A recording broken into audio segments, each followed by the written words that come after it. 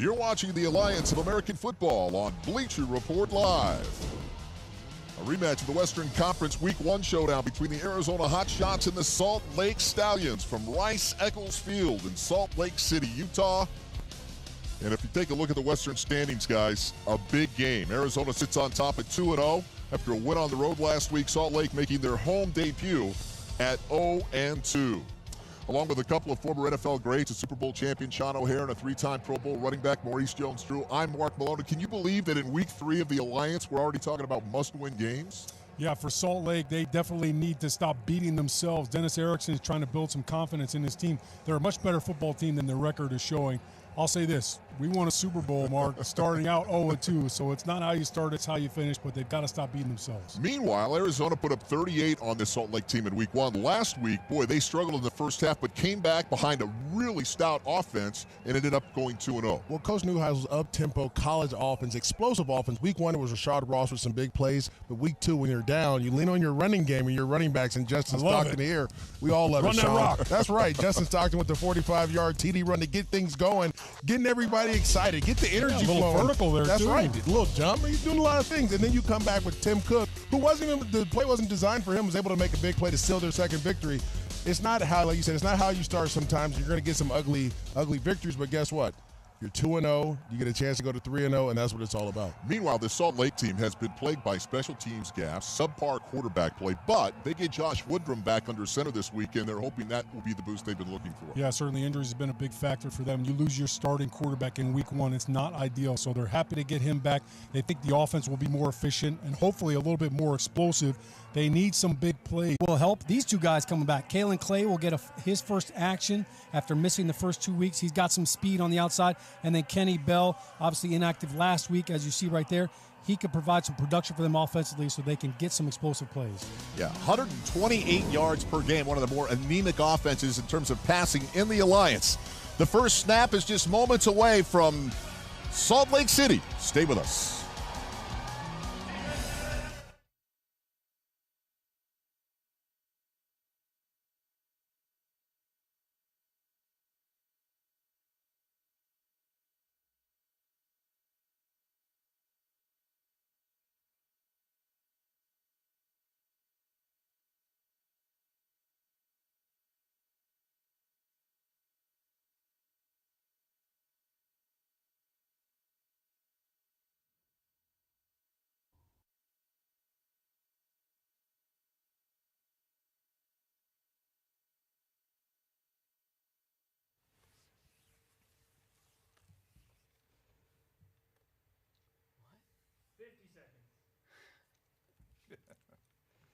Are they coming to us?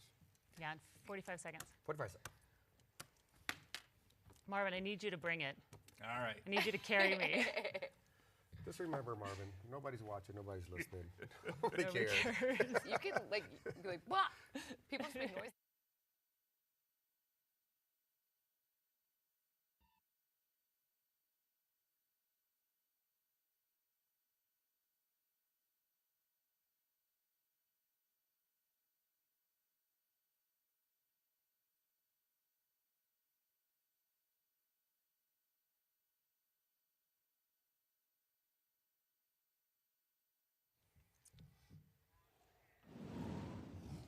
It is a chilly day in Salt Lake City at Rice-Eccles Stadium. The Salt Lake City Stallions getting ready to host their first home game of the Alliance season, hosting the Arizona Hotshots, a 2-0 team looking to stay undefeated. Welcome into our Alliance All Access studios. I'm Alex Flanagan. I've got a great cast with me today.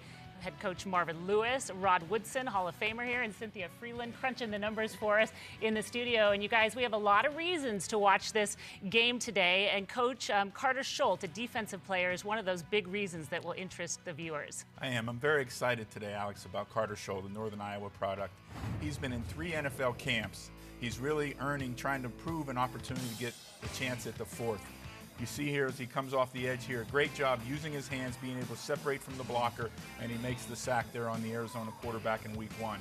Here he comes now again. You're going to see his ability to get his feet and his hips through, get his feet to balance, his hips through, and then the strip sack, which every coach wants to see, is get that ball on the ground out of the quarterback's hands. And John Wolford, the Hotshots quarterback, has been one of the best quarterbacks in the league through 2 weeks. But, Rod, he's going to have to be aware of Carter Schultz in this game. He definitely is, but, you know, he's played extremely well the first 3 or 2 weeks, going into the third week in the Alliance. He leads the Alliance in touchdown passes. He has 6 touchdown throws. Look right here. Easy throw over the top of the DB into a small pocket for the receiver, a catchable ball for Rasheed Ross. And that's another good thing. When you have a receiver like that, you want to throw him the football and you want to throw him a catchable ball. He has done a tremendous job, but he's a dual-threat quarterback that a lot of people don't talk about, Cynthia. Well, yeah, he's dual-threat quarterback, but his rushing yards aren't up there. And he actually leads all quarterbacks in the Alliance with 48 rushing yards, 23 and 25 in each game. And that's a huge difference maker that we've seen as a continuation from what he was in Wake Forest, where he averaged 4.5 yards per rush as a quarterback his last 2 seasons. So I think this game, his rushing ability does keep it a little bit more tempered. I think they still win 25-19, though. 25-19, which would be a closer game than we saw the first time around when these two teams matched up, right? All right, it's time to get you to the first snap. Mark Malone, Maurice Jones-Drew, and Sean O'Hara on the call. We'll see you at halftime. Alex, thank you very much. As we take a look at the weather out at Salt Lake City, Utah, 33 degrees, wind a bit of a factor out of the west at 13 miles an hour and partly cloudy. How about that snow? Speaking of home, how about the home team highlight? They're brought to you by At Home, the home decor superstore, as we take a closer look at this Salt Lake defense led by this stud, Schultz. Carter Schultz has been as good as anybody on the football field defensively, and they're going to need to play well if they're going to have a chance against this Arizona team. Yeah, there you see him getting pressure on the quarterback, getting the double negative sack, forced fumble. He was a force against the run, too. 4 tackles for a loss as well. Well, we understand that the Arizona Hotshots, have won the toss, so Carter Schultz and that Salt Lake defense will be on the field first as we take a look at the quarterback, John Wolford, who, by the way, had 4 touchdowns in the Stallions win in week 1, or excuse me, the Hotshots win in week 1 against the Stallions. He's mic'd up today. 47 career NCAA starts at Wake Forest. This guy can get it, and when you talk to Rick Neuheisel, he said one of the things that's great about this kid is he's super accurate. If he were an inch or 2 taller, he'd probably be a starter in the National Football League. No, you're exactly right. I was actually in Jacksonville playing for the Jaguars when this young man was in high school and caught some of his games. And, you know, again, it's sometimes it's not always about size, Sean, and I'm coming from a guy who knows how it feels. But I tell you what, playmakers come in all shapes and sizes, and John's a guy who's led this team. He's going to showcase his ability today and throughout the season. That's what this alliance is all about. Maybe a guy that, because of his height, didn't get the look, didn't get the opportunities. But you mentioned what he did at Wake Forest. I mean, he set all kinds of records, 59 touchdown passes. Here's the thing that jumps out at me with him.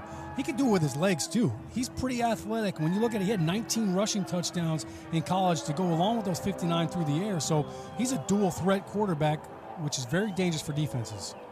Yeah, you can take a look at how important it is to play at home. And of course, Eric Decker, the coach from the Salt Lake. Dennis Erickson, pardon me, thank you. Yeah, he's hoping that this 6-2 record at home, which is the number through the first 2 weeks in the Alliance, ends up being lucky for him. They need a win big time, and hopefully they're going to start out offensively. So apparently we've been told wrong. It'll be Josh Woodrum, and Brandon Oliver lines up as the deep back as we get ready to play. 180, The bootleg outside as he gets the ball complete for 1-yard gain. Well, there you have Eric Dargan. You get some pressure on the play-action fake, and your linebacker doesn't bite on it. He takes a nice shot there, but then Eric Dargan, your safety, is closing on the tight end, who's able to catch the ball, Nick Truesdale, and it limits him to a 1-yard gain. Yeah, interesting call for the first play of the game. You go with play-action pass. You expose your quarterback to a big hit. That defensive end did not bite at all on the run fake. They expected a fast-flowing defense as Arizona defense trying to use some counters and some boots. As Woodrum now hands the ball off to the left side. That's Oliver, who looks to pick up the first down the left sideline. Pickup of 8 yards. And there's a flag on the play. Robert Nelson in on the tackle. Well, that flag is going to be holding, and I think it's going to be on one of the tight ends who ends up grabbing and pulling the defender. Shot clock. Offense, number 79. 15 yards to the previous spot. Repeat, second down. Excuse me, I was wrong. Yeah, that's the right guard, Ryan Cummings. You could hear him pleading his case. That's not a chop block. Looked like he pulled out on the play, and as he was going to block somebody, what they're claiming is that somebody was blocking him high and he hit him low, or vice versa. Clearly he doesn't agree with it, but it negates a big run, which would have been a big boost for this offense. You can see at the bottom of the screen the offensive lineup. Cummings, who is regarded as the most physical and perhaps playing the best on that offensive line, gets caught with his hands in the cookie jar. So as they respot the ball here, 2nd and 19 for Salt Lake. This kind of limits your playbook a little bit, doesn't it? Yeah, you don't have a lot drawn up for that. Maybe a screen, maybe a draw. 3 wide receivers left, and Woodrum finds his intended target. That's DeMornay Pearson L with the catch over the middle. Will bring up a 3rd down. Well, I love the way he sat in the pocket there, Sean. You know, you sat in the pocket tall, you find your receiver, you throw a confident ball over the middle with decisiveness, catches it, and you kind of limit to 3rd and medium and 3rd and manageable now. Well, really just a smart play call by Tim Lapano, the offense coordinator, and a good job by the quarterback, because you don't want to try to get the 1st down. Just get half, so now you can make 3rd down manageable. 14 yards on the pickup as Woodrum lines up in the shotgun with twin wide receivers left. The pump fake down the field and just outside the stretched arms of number 18, Sam Mobley. Excuse me, that's Brian Timms on the intended receiver, and we've got a flag. Defense number 21. 5-yard penalty, automatic 1st down. When you have aggressive corners, you're able to double move them, and that's where you're going to get this illegal contact here. Nelson is one of the top cover guys for this Hotshots team, but he's very aggressive. So when he sees something, he trusts his eyes and he drives on the route. You know, you double move him, get a big shot over the top. We spoke with Dennis Erickson this week. He said, listen, this is a fast-flowing, aggressive defense. We've got to use that against them. A lot of counters, a lot of cutbacks, double moves, obviously, in the passing game. So it's 1st and 10 now. And the ball pitched outside to Oliver, who was run down immediately by Tehama, Sione Tehama, the inside linebacker, for a loss of 2 yards on the play. Really good fill right there from the edge. You're going to see the safety rolling up right here, 24. Watch him come up, and he's going to go low on the guard right there, just make a pile, and makes the running back bounce to the outside. The speed of the linebackers for Arizona is one of the things they're going to have to contend with. I'm surprised to see him attacking the perimeter. We thought maybe they would try to use a little misdirection to try to take advantage of that speed. Working out of the shotgun again, 2nd and 12 for the Stallions. Woodrum throws the ball deep and overthrows his intended target. That's Adonis Jennings. Coach Erickson talked about it again. When you're playing a fast flow defense, you want to either take shots, counters, different things to get those guys running and try to get them to over pursue. Here it was just, if you have a better ball there by Woodrum, you may have a big play because the safety comes at a horrible angle and kind of lets the receiver get over the top of him. That throw right there, it's all timing. So the fact that Josh Woodrum didn't play last week, doesn't have all the reps, that's what we're going to see a lot of. 3rd and 12. Woodrum out of the shotgun. 180. Ball intended and almost picked off by Sterling Moore. Ball intended for Kenny Bell, the wide receiver, and that's a timing route there, guys. And well, you've got to trust your wide receiver when that ball is thrown before he comes out of his break. As a wide receiver, you have to cross the DB's face. I've been waiting to hear Sterling Moore's name for a long time because it's a guy that grew up a couple streets away from me. So you know, we've been drinking the same water. So he has to have some type of juice out there. Is that what it was? Yeah, you would hope. But he's played in the NFL for a long time. He's a very savvy corner as well. Austin Rico, the punter, and the fair catch. 42 yards on the punt, no return. And we are scoreless at Salt Lake City.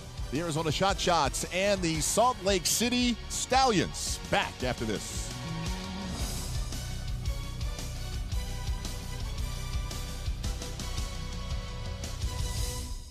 For 3 years, I've scaled the toughest terrain and faced plenty of my fears as part of my training. And for the past 2 years, I've been a Navy Federal member. So even out here, I can pay securely with mobile pay, linked to my free checking account. I don't know about this. It's... What did she say? She said, I don't know about that. I couldn't hear my helmet. No, your ears are completely exposed. Yeah, Navy Federal Credit Union. Our members are the mission. Good job. Welcome back to Rice Eccles Stadium in Salt Lake City, Utah. As we're in the first quarter here, the Stallions unable to score on their first possession. Josh Wolford, who, by the way, leads the association with 6 touchdowns on the season, will start play for the Hotshots here in the first quarter.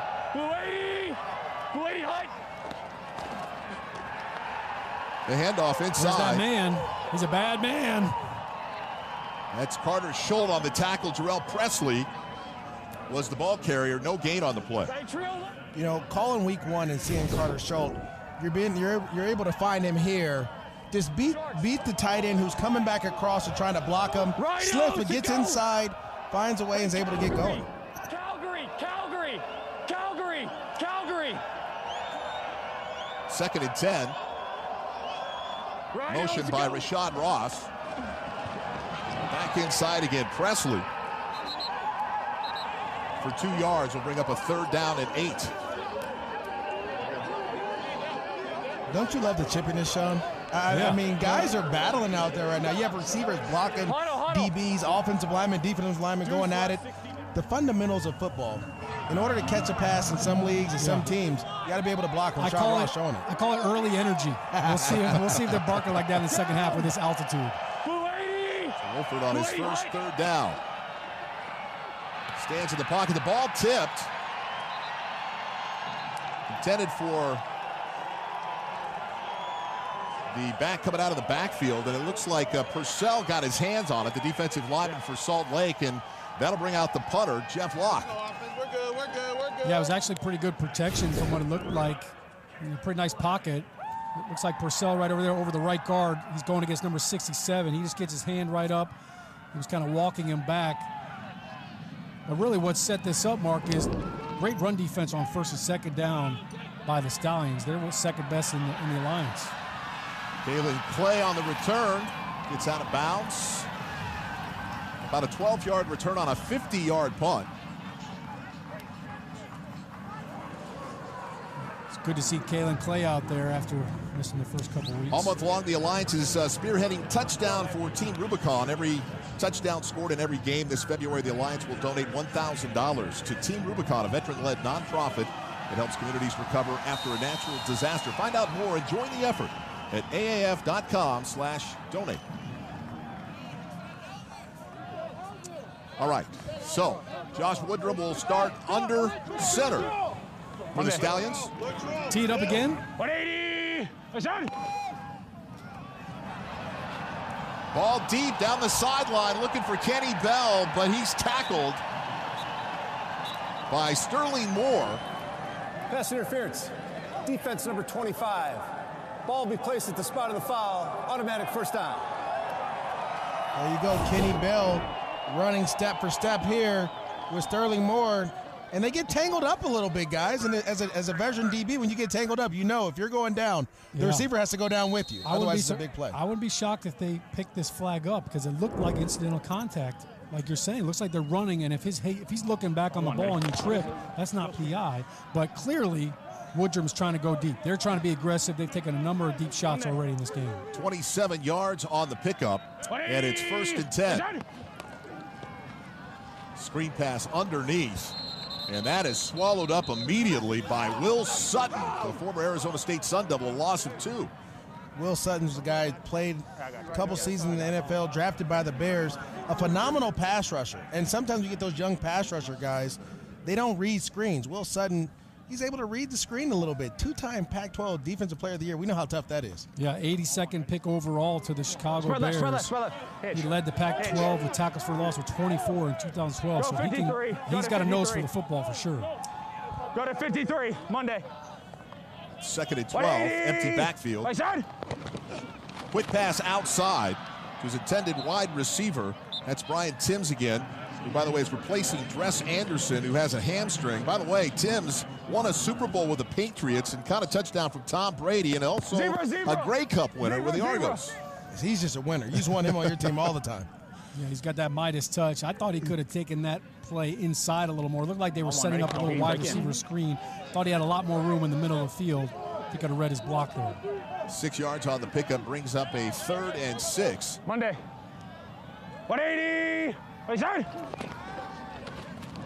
Ingram overthrows his intended wide receiver. That's the running back Oliver out of the backfield. When you're throwing those type of passes, you have to understand running backs, as he's coming to the flat, it's tough for them to turn their heads and still be able to get their hands up. When you, as a quarterback, you want to put it in his chest. In that situation there, you almost had an opportunity to have a pick six if the linebacker's watching. So those things come and happen. You learn from those. So that brings on Taylor Bertolette, who, by the way, had a bad day last week, missing 3 field goals. In fact, there were 4 field goal attempts. This will be a 54-yard attempt for the Stallions.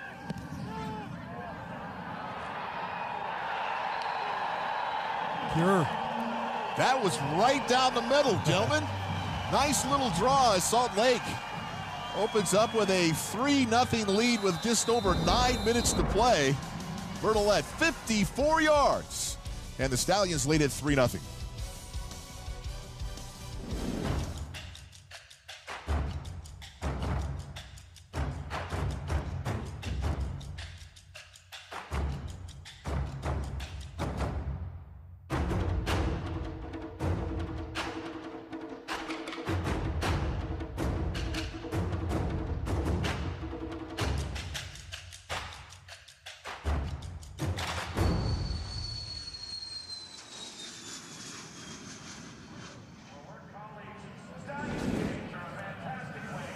Welcome back to Salt Lake City as the Stallions take a 3-0 lead over the Hotshots. One of the exciting new features of the Alliance first season is the fresh new look team uniforms developed and provided between the Alliance and Starter.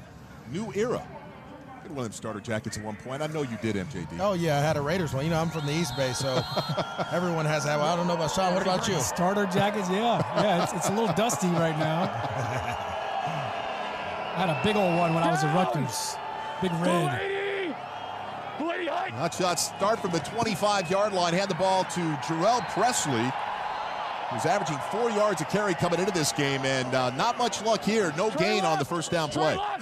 This Look at that big boy right there. I was gonna say this game is starting like last week as well, where you kind of struggled, muddled going on the first couple drives. You have to find a way to get a first down and get things going. Selver Siliga and Mike Purcell, they're taking control of the line of scrimmage right now. This defense is impressive.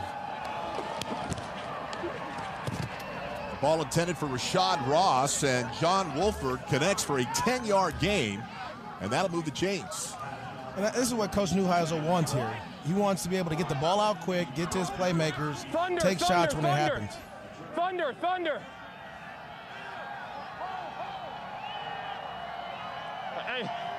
From the 35-yard line, play action, and the ball goes quickly outside to Freddie Martino. Overthrown, and that'll bring up a 2nd down and 10. Trey right thunder. So it's interesting to see Arizona. They have the #1 ranked rushing offense. They're struggling to run the football against the Stallions. Now all of a sudden they're going to try to attack the outside of this defense as they can't get anything going in the middle. Play action pass again, and this time the quit slant inside to Marquise Bundy. Pick up of 15 yards on the play. Looked a little like the RPO to me. It looked like the quarterback, Wolford, reading that linebacker out of the play action. That's going to allow this offense to stay explosive throughout the course of the game. Running the ball, the RPO action, play action pass, helping this offensive line out. Zone read, nothing there for Presley. No pickup on the play. This is a football team. You mentioned them running the football last week, 209 yards against that Memphis team. In fact, they had 3 backs to rush for over 50 yards in that game. Yeah, you know, and sometimes you're struggling, and I have to ask Sean this. As an offensive lineman, what is your thought process when you can't really get things going on the run game? I'd certainly love to go up-tempo. Let's try to get their tongues hanging out a little bit. Nice read that time by Wolford. Dumps the ball down inside his check down. Presley, a pickup of 3. They're just doing a great job here playing soft prevent coverage, and everyone's in their zones, and the quarterback has to get back to the check down because the pressure's getting in his face, guys. I mean, again, this is something that the Stallions did last week to Birmingham. A lot of man-to-man coverage in that week 1 loss, and now they've gone to a more conservative defensive look as play is stopped. Ball start. Offense number 70.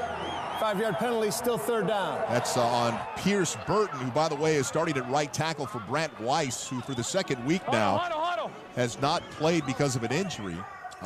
Burton, by the way, has got his hands full over there with Carter Scholl. You can see him at the top of the screen, the right tackle, number 70. He just started rocking back a little bit. That's what happens on third down. You know you've got some speed rushers coming after you. You're trying to get a little bit ahead of the count, and he got caught. So that'll bring up a 3rd down and 11 for John Wolford. Rhinos to go.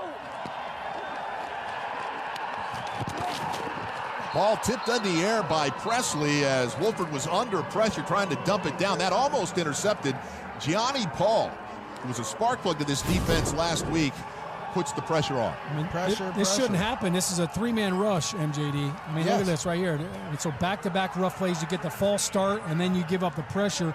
A 3-man rush, you should always have a vice. You should be able to double-team 2 of those guys with your guard and tackle combo, so you've always got to know where your vices are. That brings out Jeff Locke, the punter for Arizona. And that is Clay, who fakes the fair catch, and the ball gets into the end zone. 51 yards on the punt, no return.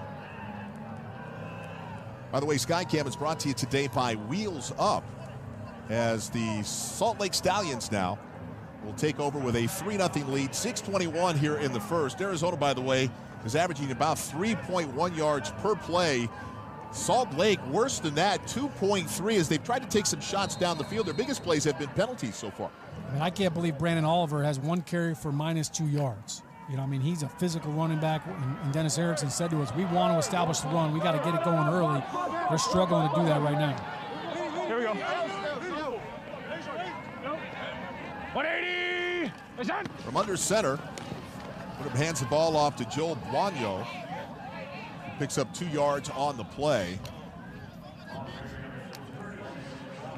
This Hotshots defense, Sean and Mark, they're not the stoutest. They're not the biggest guys. They fly around and they stunt, and they do a really good job of stopping the run with smaller guys out there. It's going to be a little trouble movement for this big offensive line for the Stallions. You talk about this big offensive line. They average about 330 pounds, and Dennis Erickson will tell you that's the strength of their offense. And one can only hope that they're attempting to run the football so that they can use some play action and get the ball down the field later in the game. 2nd and 9 from the shotgun. Lined up wide right, and that's going to bring up 3rd down. Clearly, Woodrum's not happy with that. Miscommunication. What happened there? What was the running back supposed to do on that? I'm going to tell you exactly what he's supposed to do. If the linebacker's off, you're going to run a quick hitch. 5-yard hitch, turn around, catch the ball, get some yards. If he's close on you, you're going to run press. But that's all. That takes time. I didn't start doing that until year 5 in the NFL. You're talking about week 7 of the AAF. So it's tough to do that. You're asking a lot, but you got to see the same thing the quarterback's seeing. Exactly. Time out. All right, play clock down to 5. They're first. And Josh Woodrum calls a timeout. We're going to step aside and we'll be back with more action right after this.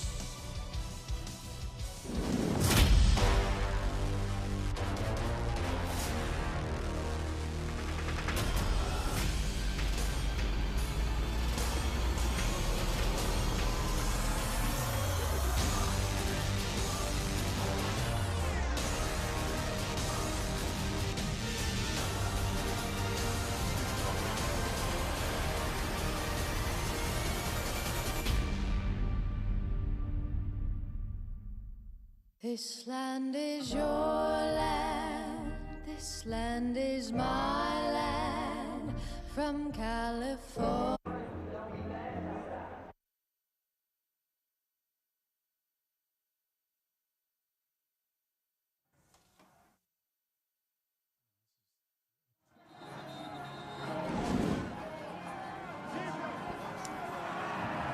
Welcome back, everybody. Don't forget, the AAF.com has all your in-game box scores, statistics, and leaders. Anything and everything for all your AAF needs. So, timeout taken by the Stallions, who find themselves up 3-0 early in this football game to the Hotshots. Their first home game of the season. And apparently some miscommunication. Josh Woodrum calls a timeout with 5 seconds left on the play clock. Talks with it on the sideline to Dennis Erickson, and here we go. 3rd and 9 for the Stallions. 180. There he goes, Woodrum with plenty of time, finally breaks out of the pocket to pick up 7 yards on the play. Kalen Burnett, the linebacker, in on the stop, but looks like enough for a first down. Or is it?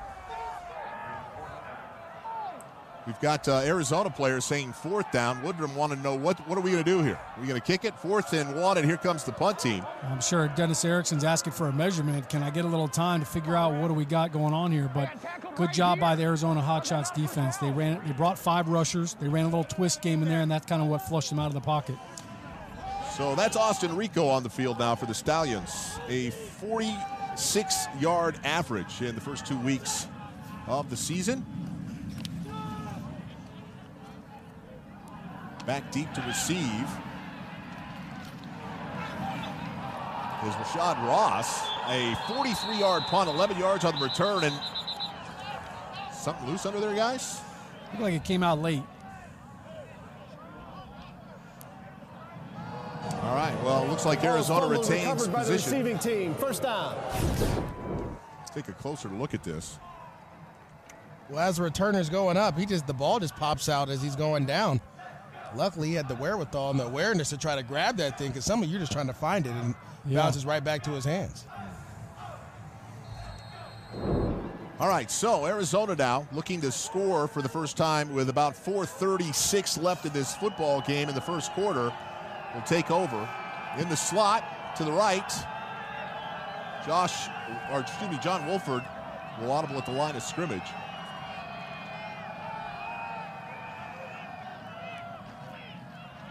There it is, the RPO outside the slant.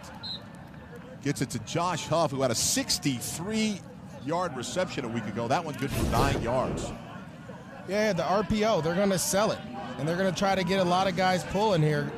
And the linebackers are so aggressive for the Stallions team that they're flowing.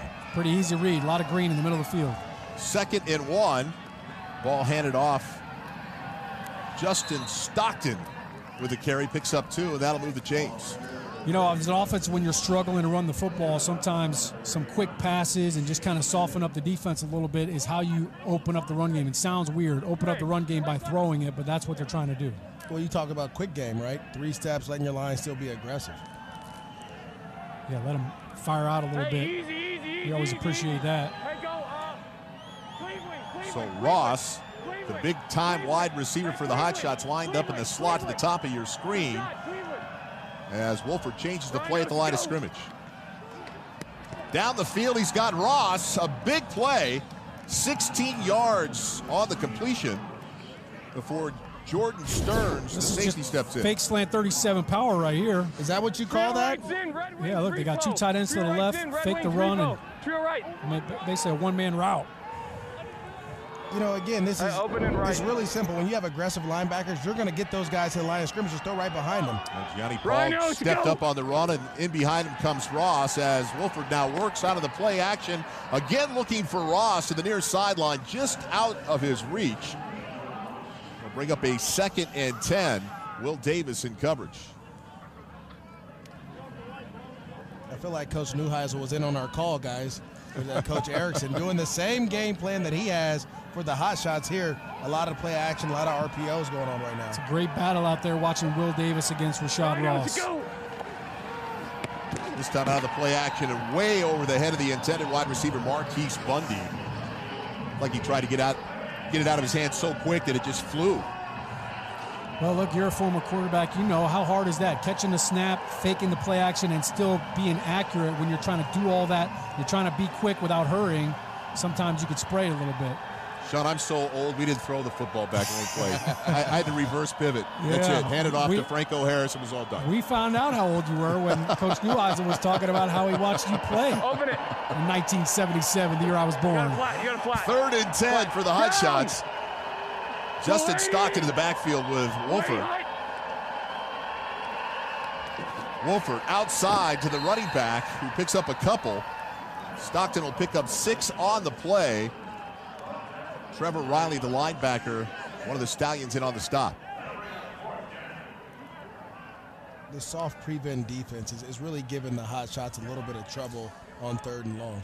Well, that's a win right there for the defense. You know, hey, if we can hold this offense to field goals, I mean, they're the second highest scoring offense in the Alliance, to average of 29 points a game. So that's a win for the defense. Nick Folk's numbers for the year: 2 of 3. This is a 45-yard attempt. He made a 53-yarder in week 1 against the Stallions, and that one's hooked outside. And it looks to me as though the special team woes of Salt Lake now has somehow come over to Arizona. Mark, there was pressure right up the A gap, and if you're going to block a long kick, that's where you want to get it. And you could see it like right inside, from right over that right guard. It looks like there's some pressure. I don't know if this ball was tipped or not. No, it looked like just went to the left of his hand.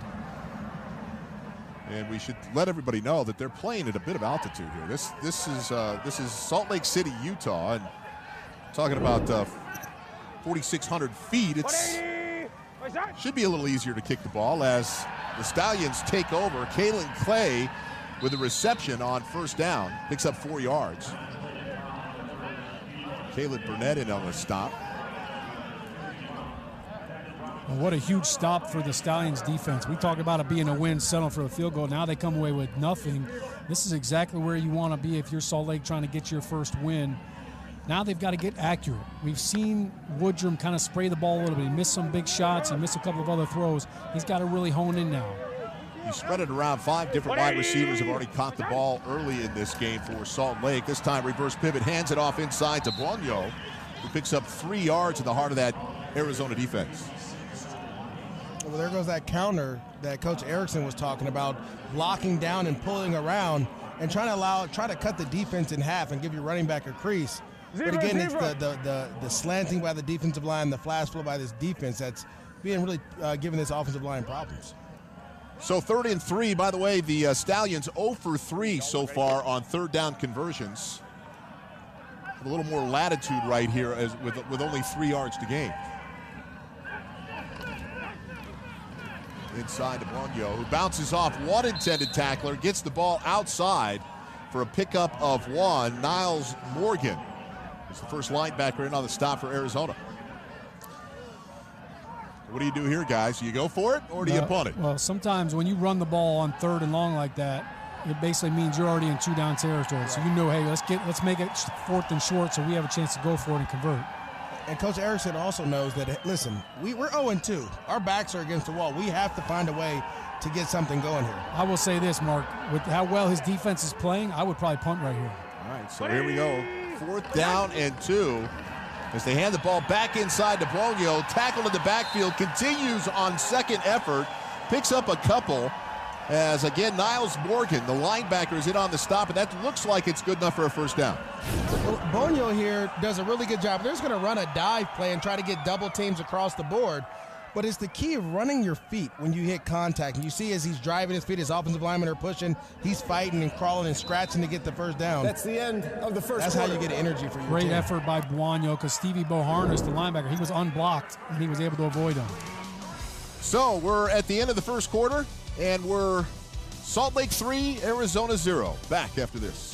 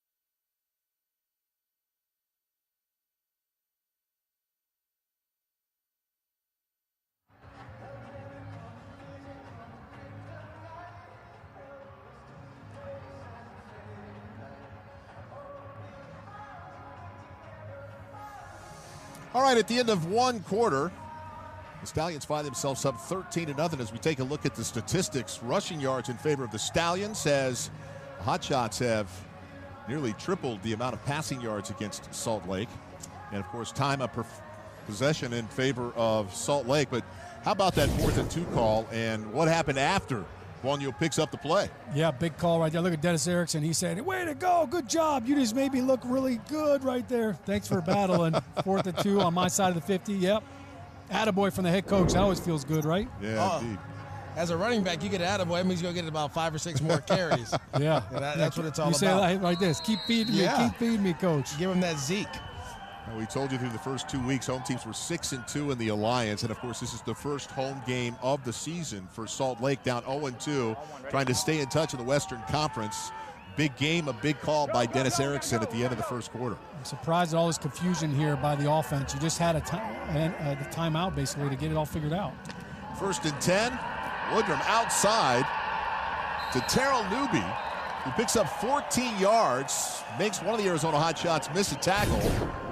And Dennis Erickson said this guy's got some great ball skills, great hands. Yeah, great hands. You can see the linebacker, Niles Morgan, right here. He overplays it. Great cut back to the outside, but that's what happens when you get a linebacker in space on a running back if he's not used to covering him. Well, no, again, I think this is the same thing that Woodrum was upset about. Not Newby, but Buono, yes, not doing what he's supposed to do because he's looking for that route because he likes that matchup. That's easy yards right there. From under center now, Woodrum works, drops back underneath to Kenny Bell. Bell picks up 5 yards on the play, and Steve Berhanis is in on the stop. You can see Josh Woodrum kind of settling down now, right? He's kind of locked in now. He's getting a little bit of rhythm. The ball is hitting his receivers on target. That's the biggest difference. You know that, Mark. You put the ball on the receiver. Now he can make a move after the catch. 2nd and 5. Woodrum out of the shotgun. 3 wide receivers left and hands the ball off to Buono to the right side. Finds a hole near the first down marker. That's Niles Morgan again with a stop. Picks up 5 yards on the play. And will they move the chains where they come up just short? This offensive line, they are going forward now, and you have a lot of things going on here. And we're going to show you these guys are all going to go this way. Yeah. But you're going to see the line start to move as the running back goes. And it's about getting pushed going forward. You see they're creating a new offense, a new line of scrimmage there. That's what you want these big guys to do. How about the center, Jake Bennett, pulling out and leading up on that play at a big block on Steve Boharnis. They're doing a good job on the perimeter. I'm surprised because the speed for Arizona at linebackers, that's really tough to battle, but they're getting some good production outside. Salt Lake. Right tackle Nick Callender, a great job of setting the edge, if you will, for that Stallion offense. So a timeout has been called on the field. Salt Lake leads it 3-0 over Arizona. We'll step aside, back with more action after this.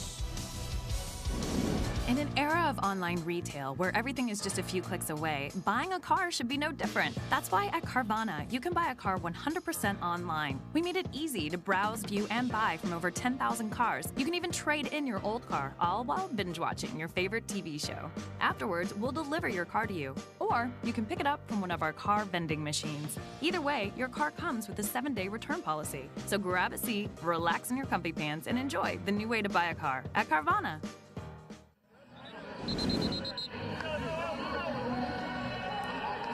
Welcome back, everybody, as we take a look at some of the storylines here in Week 3 of the Alliance. Apollo's looking to stay perfect. Memphis at Orlando. That gets underway at 8 o'clock Eastern time on NFL Network. Battle of first-time head coaches as Birmingham and Atlanta face off at 4 o'clock Sunday on CBS Sports Network. And, of course, the Commanders' eye a sweep out west as San Antonio takes on the Fleet in San Diego. That one gets underway at 8 o'clock. Battle of the Sands. Of the Sands? San Diego and San Antonio. I know. By the way, you still call the Chargers San Diego? I don't know. Trying to figure that LA thing out. All right. So that's Buono with a catch for just a short pickup, about a yard out to the right side. As we're now under 13 minutes to play here in the first half. Kalen Burnett on the stop for the Hotshots. I love how the play calling has changed offensively. It's not shots downfield anymore. Now it's trying to get in the rhythm. Quick passing game, motion, shorter routes, getting the ball out quick, running the ball, letting this offensive line be the strength of the team that that everyone says they are. 2nd and 9, 3 wide receivers left. Woodrum out of the shotgun, finds his wide receiver DeMornay Pearson L for a pickup of 5 yards, and that'll bring up a 3rd down and medium. You know, that's one of the hardest things to do. If you go on a scoring drive, you know, look, anybody can, if you've got receivers that can make an explosive play, but can you go on a 10 to 12 play drive? The thing that has plagued the Stallions in their first 2 weeks is they've hurt themselves. I mean, they lead the Alliance in drop passes. They have 8 of them this season. We saw the miscues in weeks 1 and 2. That's what they're avoiding, which is why they're having success right now. So 3rd and 4 for Woodrum. 180. He finds the slant over the middle of the football field. That's Pearson L breaking a tackle. Touchdown, Stallions. 24 yards on the reception. And Salt Lake is opening up here early in the 2nd quarter. Yeah, this is what this offense is about right here. You have a ton of short passes, quick ends. The tight end's going to clear out. All you want to do is just find a way. Watch the block right here by 83. Just turns around, just gets just a piece of 24 right there. When you have players like Pearson L, you want to get the ball in their hands quick and let them get the run after the catch. So again, in the Alliance, no extra points. We have 2-point conversions only. And it's been an area that this football team has struggled with offensively. Monday. 180. Woodrum to the sideline, incomplete. Terrific job by Robert Nelson of the Hotshots as the ball was intended for Brian Timms. So, Salt Lake finds themselves up 9-0, looking for their first win of the season against the Hotshots. This land is your land, this land is my land, from California to the New York Island, from the Redwood Forest to the Gulf Stream waters. This land was made for you and me. Welcome back, everybody. Skycam brought to you today by Wheels Up as the Salt Lake Stallions, looking for their first win of the season, do not convert the 2-point conversion, but find themselves up 9-0 now on this Arizona team who struggled last week in the first half. You know, when you're an explosive offense, if you don't get going quickly, it takes a little bit of time. I expect to see Cook here get the ball a little bit as the big back against his big defensive line. Cook, 73 yards last week against Memphis, and a loss of 8 as Carter Schultz, a man who's probably been told by every NFL team he's too small, too slow, whatever, makes another big play. Well, you can see him right here going up against the left tackle, Malcolm Bunch, and I mean, he just beats him clean right to the outside. Did not bite on the play action fake at all. He came into this game leading the Alliance in sacks, adds to it right there. That's what you don't want to get caught up in offensively, is now a pass-first offense. His 4th sack of the season brings up 2nd and 18. Wolford, who works the ball underneath to his intended target, Gerald Christian, the big tight end out of Palm Beach, and of course played his college ball at Louisville, pick up a 3. You run that quick passing game to try to just get some momentum going, but you can't start 1st and 10 with a big sack. That's never a good sign, especially on the road. Makes it hard. 3rd and 15 as Wolford gets the formation straightened up. Sean Ross, the big play wide receiver, lined up in the slot on the right-hand side of the formation. Play fake inside and trying to get the ball into Ross. Trevor Riley, the linebacker, in fact, might be their best linebacker, makes a terrific play to get a hand on the ball.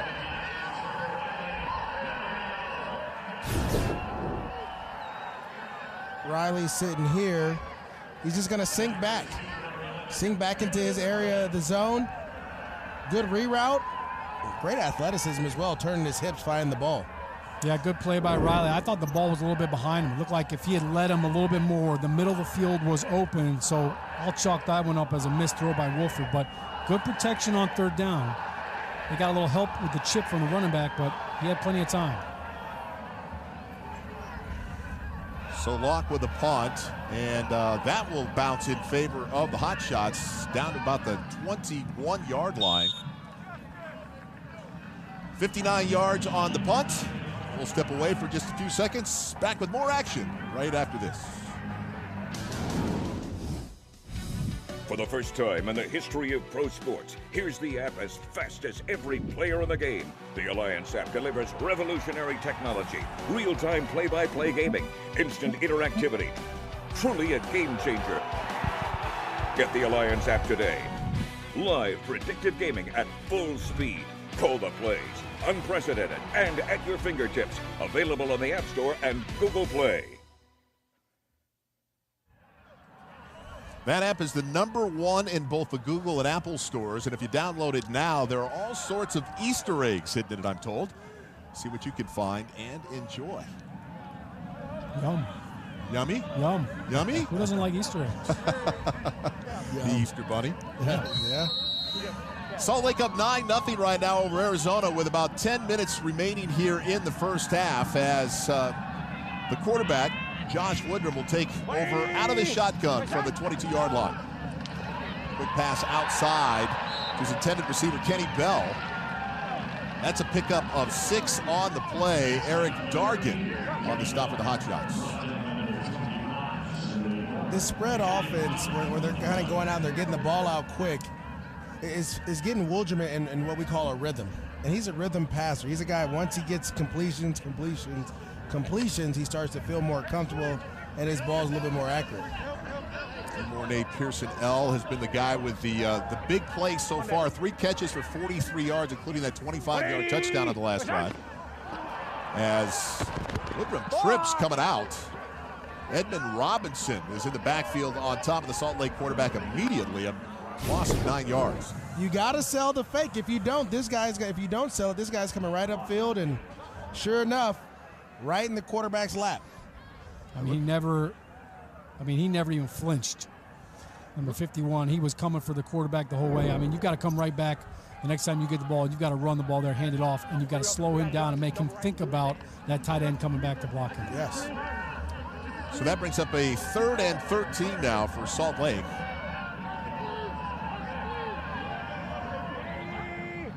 Woodrum out of the shotgun. Tries to go underneath to his running back, who looked like he was running an option route. That's Terrell Newby. And miscommunication there between the quarterback and the running back.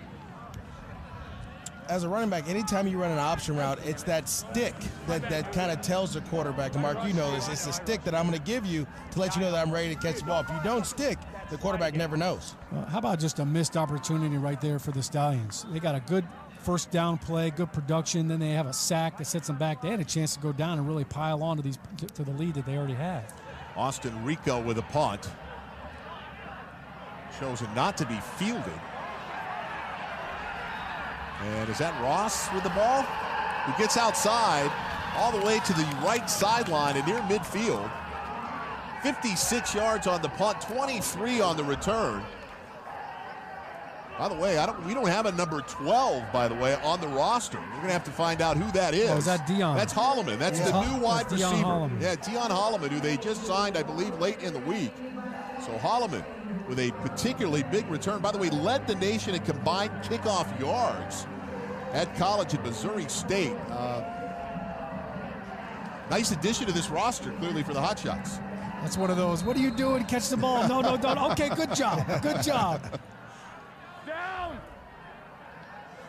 All right, 1st and 10 for Arizona. Hey, go Sixers.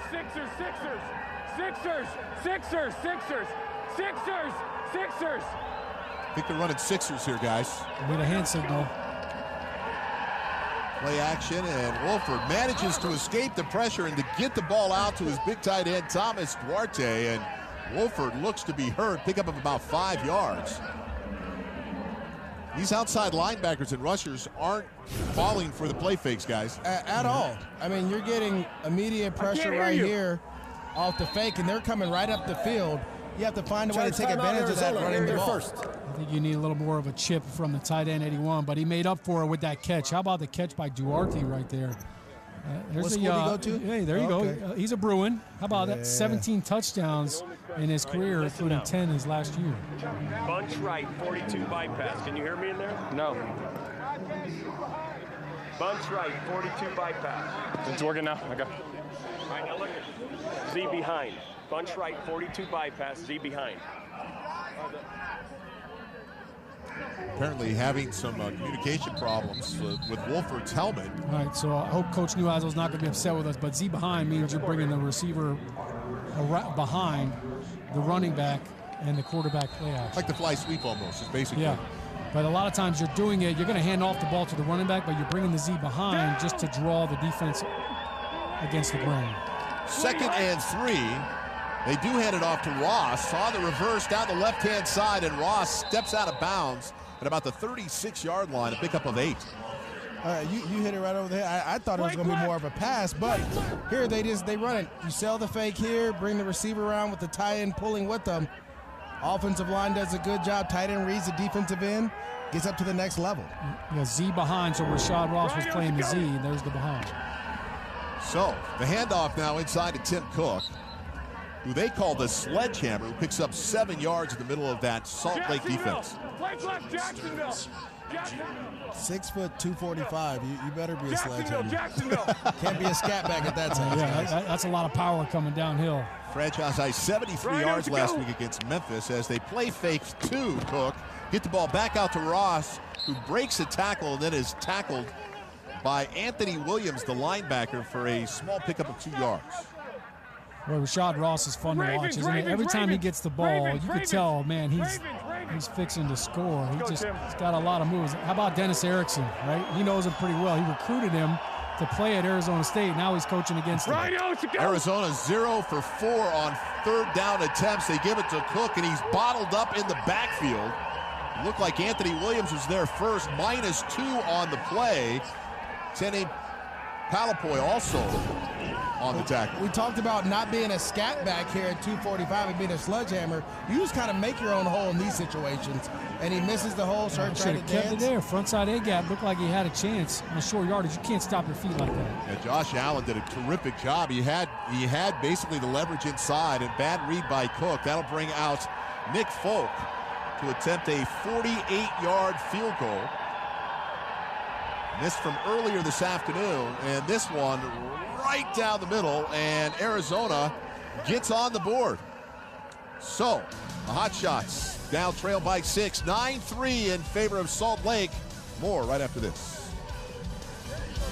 Well, my parents met in Texas, then they moved to Washington. They had me at Fort Knox. They keep all the gold there. After that, we moved to Georgia for a couple years. Then we spent some time in Korea. Seaweed snack. Ew. And now we live here for good. Our members call many places home. Oh, lots of questions. So we made owning a home easier.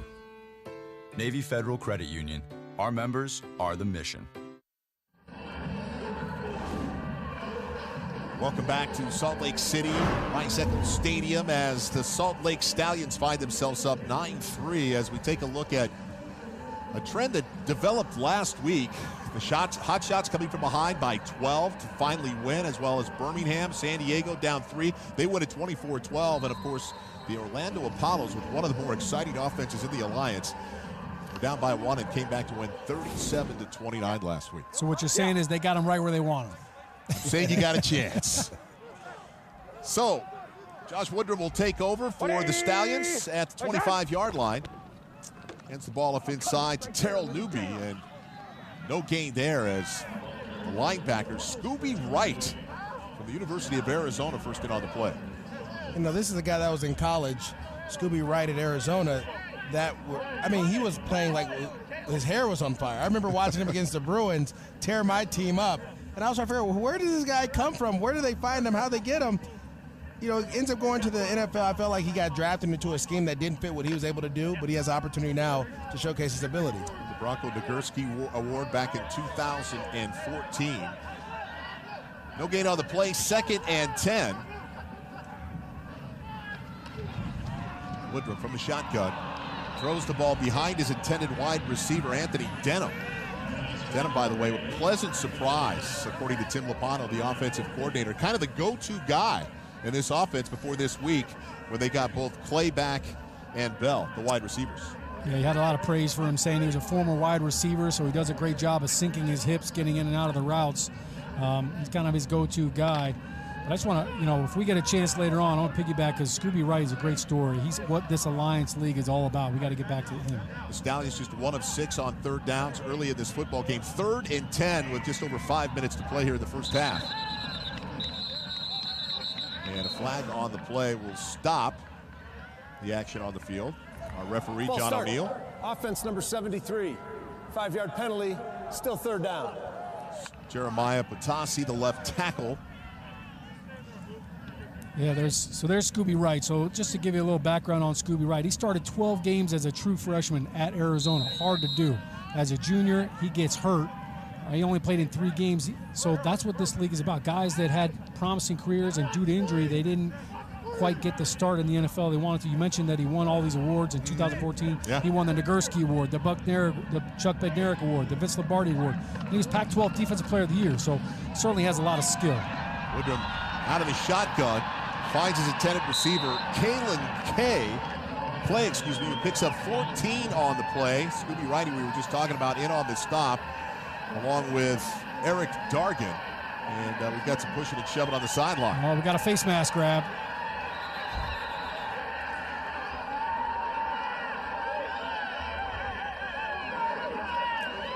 It's getting chippy.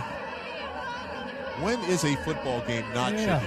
I especially love it outside when all the little guys start getting chippy. That's when it gets fun. It was Clay who caught the football there. They got into the shouting match on the side. It looked like they grabbed Clay's face mask. Let me just say this. You don't ever take your helmet off. No, don't do that. Everybody's tough. But Dargan here comes flying in with a great tackle. Yeah, I don't even know where it starts. I think it was Tim Cook. Actually, yeah, Tim Cook is talking trash. And then, it's just all talking. Yeah. This is all talking. You made a good play. Great play. Rico, the punter, in. Dion Holloman, the intended kick returner, fields the ball and steps out of bounds. It's a 40-yard punt, a 2-yard return. And Arizona now trailing by 6. 9-3 will take over.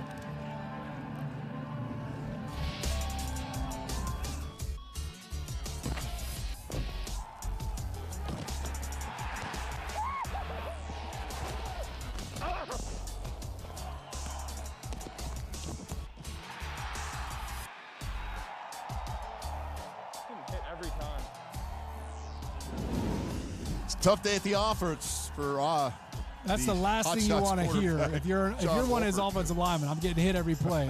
We're not doing our job. By the way, Wolford 9 of 15 for 73 yards on the day. Works out of the pocket, and we talked about his ability to run the football. In fact, he came in with 48 yards rushing on 15 carries. Picks up 6 there to bring in a 2nd and 4. Yeah, he leads the Alliance in both carries and yards for quarterbacks. Quick tempo now as the officials hold the Arizona Hotshots offense. Play action, and over the top, John Wolford finds his intended wide receiver, Rashad Ross. A pickup of 16 on the play as Jordan Stearns is in on the stop. They're going to get it. All the linebackers are going to fall for the play fake again. And as soon as you take a step in, you're wrong. And I would love to see Wolford put the ball a little bit in front of his receiver so he can get some run after the catch. Presley with the carry here to the right side, and it's Greer Martini with the stop, a pickup of 5 yards. 5 yards on first down to win. You know, we call that play the RPO, that pass play on the play before. And really what it is, you're calling it a run play. So as an offensive lineman and a running back, you think it's a run. You block it like that, which is what sucks the linebackers up, because it really looks like run because you think it is a run, and then he just pulls it and throws it. Wolford on 2nd and 4 throws the ball outside to Rashad Ross, who's having another big game. This time an 8-yard pickup, and Ross slow to get up. A lot of guys right now are getting rolled up. Ross doesn't get enough credit for his route running ability. Now, the one thing you want to keep an eye on, too, we mentioned the elevation earlier on. That could be a factor in here. That could be a little bit of a cramp. You know, if you're out the receiver out there running around a lot, you're not used to this elevation. First and 10, Wolford outside to Josh Huff. He breaks a couple of tackles, picks up 8 yards, and because of this fast tempo, Ross, who was gimping around, doesn't have any chance to go to the sideline. He's got to line back up. You had to take one for the team right there. And you could see, as you mentioned, Mark, you've got the official in there letting him know they're going up tempo, but 10 seconds have to run off from the 35-second play clock before they could snap it. That's what the official's doing in there. Down! Motion by the tight end, Duarte. Wolford under pressure, throws the ball out to the far sideline, underthrown, but his wide receiver comes back to pick it up. 23 yards on the play as Freddie Martino climbs the ladder to pull the ball down out of midair. Listen, a really good play. Out and up, he rolls over. Throwing on the field was a ball was completed. Sell the out catch. with your eyes and That's your a 2-minute shoulders. Turn around, then you have to come back and make a play on the ball. Aggressive receiver there. Another hit. Big hit to the quarterback, but the Hotshots are banging on the door.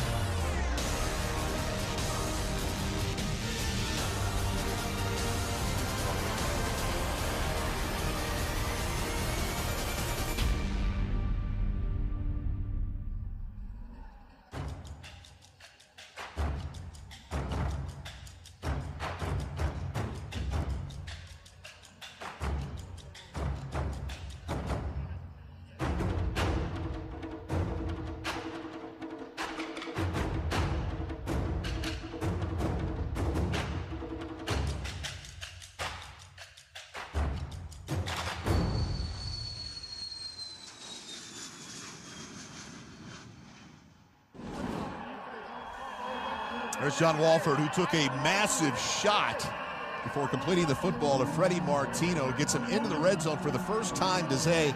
4 for 4 on this drive for 55 yards, and he has been clutch for Arizona in the first 2 weeks of the season. Bounce it, bounce it, bounce it, bounce it. Couple of nice big throws. He caught a break on that last one, kind of getting hit as he threw it. I think it might have saved him from an interception. Cleveland sooner!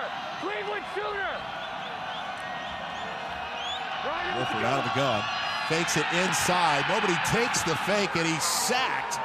A loss of 7 yards on the play, and it's Mike Purcell with a penetration. Well, it looked like they were pulling both the right guard and the center, right. or the right guard and the left guard, and the center Deuce just right, didn't Thunder. get Be back ready on the for... back ball. That was a jailbreak there. That was a jailbreak. 2nd and goal now from the 9-yard line. Keep an eye on the tight end, Duarte. You got to hitch, hitch, hitch, hitch, hitch, hitch. He's telling him to hitch right now. Blue 80, hook. Chase from the pocket. Wolford tries to turn upfield. Looks like a horse collar. The flags fly. A pickup of 1. That's Gianni Paul, who in his debut last week had 12 tackles. It's like he grabs the horse collar. Horse collar tackle. Defense number 57. Half the distance from the end of the run. Automatic first down. So you have pressure coming, but Schultz is actually hurt on the back end, but you just can't grab and pull a player down. That's the old TO rule. When, I want to, correct me if I'm wrong, it was Williams, the Cowboy safety, that grabbed it and broke his leg. Roy Williams. Yeah. You know, it's good hustle by Gianni Paul. At that point, he's already to the sideline. You don't need to do that. And, of course, the worst part about it is, thankfully, they didn't get hurt, but now they've got a first down. Inside the 5-yard line, Wolford out of the shotgun. Throws the ball to the far pylon. Incomplete. Intended for Josh Huff, and there's a flag on the play. Is that C.J. Smith in coverage? Pass interference. Defense number 25. Foul occurred in the end zone. By rule, the ball will be placed at the 1-yard line. First down. Well, here Correction, 35. You have a fade route. And Mark, as we were talking off air, your job is to beat him as a wide receiver, and the quarterback is going to throw the back shoulder there. The receiver beats him, you get a holding penalty. Yeah, there's not a back shoulder pass. That is something that's an adjustment on the field as he's got him again one-on-one. Tim Cook lines up in the deep eye, handed off to the big running back who bowls his way inside the 1-yard line. Greer Martini comes in on the stop. Guys, a lot of people call this situation short yardage or goal line. I call it whose weight room is bigger. Yeah. Who wants it more in this situation? Because this is all will and want to when you're in the offseason squatting and lifting and benching and doing all those things. It comes into play on this situation. It's one of the toughest yards to get, right? This is the longest yard. And I tell you, the Stallions have been phenomenal against the run today. Under 27 seconds now in the first half as Wolford throws a dart inside to Rashad Ross. Touchdown. Hotshots, a pickup of 1, and the first touchdown of the day for this Arizona football team. 11 Q. They run the old snag concept. Ross is going to come in motion, sit here. You're a runner flat and run a corner. They forget to cover the snag. Just waited for everybody to clear out there, but boy, he took a shot and held on to that football. Show some toughness right there. So this hotshot team ranks first in the Alliance in two-point conversions. 71% on the season. They line up with 3 wide receivers to the right side of the formation. Wolford out of the gun. That's the read option. That's Trevor Knight, Trevor Knight was their first pick at the quarterback position, and we were talking with Rick Neuheisel this week. He said, listen, we've got a few things for this kid. He's a terrific athlete and manages that time to run the read option to the weak side. Trevor Knight is known for his speed more than his arm, and what he's able to do there is just get outside and put pressure on the edge of this defense, give a little fake pitch and cut inside, and great job of taking the hit and still getting the touchdown. Yeah, they kind of talked about him like he wanted to use him like Taysom Hill from the New Orleans Saints. Let him run the football, let him run that speed option. He had 18 rushing touchdowns in college. So that ruling is under further review. On the 2-point play as well, the defense doesn't have a whole lot of time to adjust too, so it's coming right after the touchdown. So good job using him there. Yeah, in fact, Rick Neuheisel said he thought that was Trevor Knight's ticket to the NFL. To be able to use him much like the Saints used Tyson Hill. Terrific athlete, has some accuracy issues with his arm, but when you can bring a guy in like this and have an impact on a football game. Goal line and spun around. The ball never crosses down before the ball. The ball is out too. We are going to overturn this to a no good on an extra point. Not in the end zone with the ball in possession. Okay, we're going to look. Hold on 1 second. This is Terry Valente, who is our replay official. I would think once the ball breaks the plane, is it not a score? With the ball coming loose, even though it's recovered by Arizona, we have to go back to the spot of the fumble, which is not in the end zone. So we have an unsuccessful extra point try. Okay, did you get all that? Terry, let me repeat this to you, okay? Okay. After further review, it was determined that the was short of the line to gain. As a result, the try is unsuccessful. Yes, that will do. It's like goal line. After further review, video evidence proves that the ball was short of the line or the goal line. As a result, it was an unsuccessful point after try. Well, that's John O'Neill, our referee, who was in conversation with Terry Valente, our replay official. And again, we have to say that there are only so many camera angles they have available to us, or to them, I should say. But I've always thought that once the football has broken the plane, whether it touches the ground and comes out of his hand or not, that should be a score. It looked like a score to me, and I think if you're going to overturn the call on the field, you've got to have inconclusive evidence. I don't know that I saw that. Yeah. 180. Well, we're tied now at 9 with about 17 seconds remaining. 4 yards on the pickup by Terrell Newby. Yes, it does. And it looks like the Salt Lake Stallions have decided to let this thing run out. They'll go to halftime. Again, we've got a good one here out of Rice-Eccles Stadium. The Hotshots and the Stallions tied at 9 apiece. More action in the second half.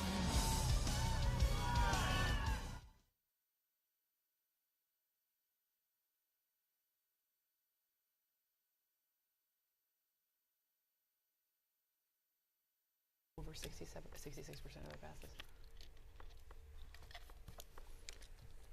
But then we get to have the hack. The hack's about 50%. Say that on TV, Coach. I got you. I'm not You're not on TV. We're on Bleacher Report. It's different. Come on. Oh, We'll make nobody's him laugh. watching. Nobody cares. Nobody's listening. Okay. It's called the stanky leg. I'm thinking that was a stinky leg. It looked like a stinky leg. It looked like a version of it, at least. I don't think I would recognize the stanky leg. It looks like what? It looks stanky. It looks like a. It looks stanky. Mm-hmm. I didn't know that because of my kids, man. Right. Kids in Fortnite.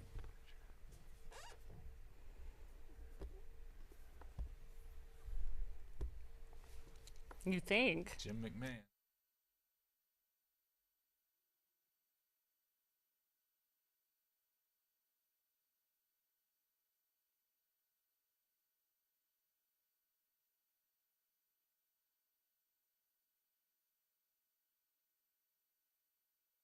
He balled out. 6, 5.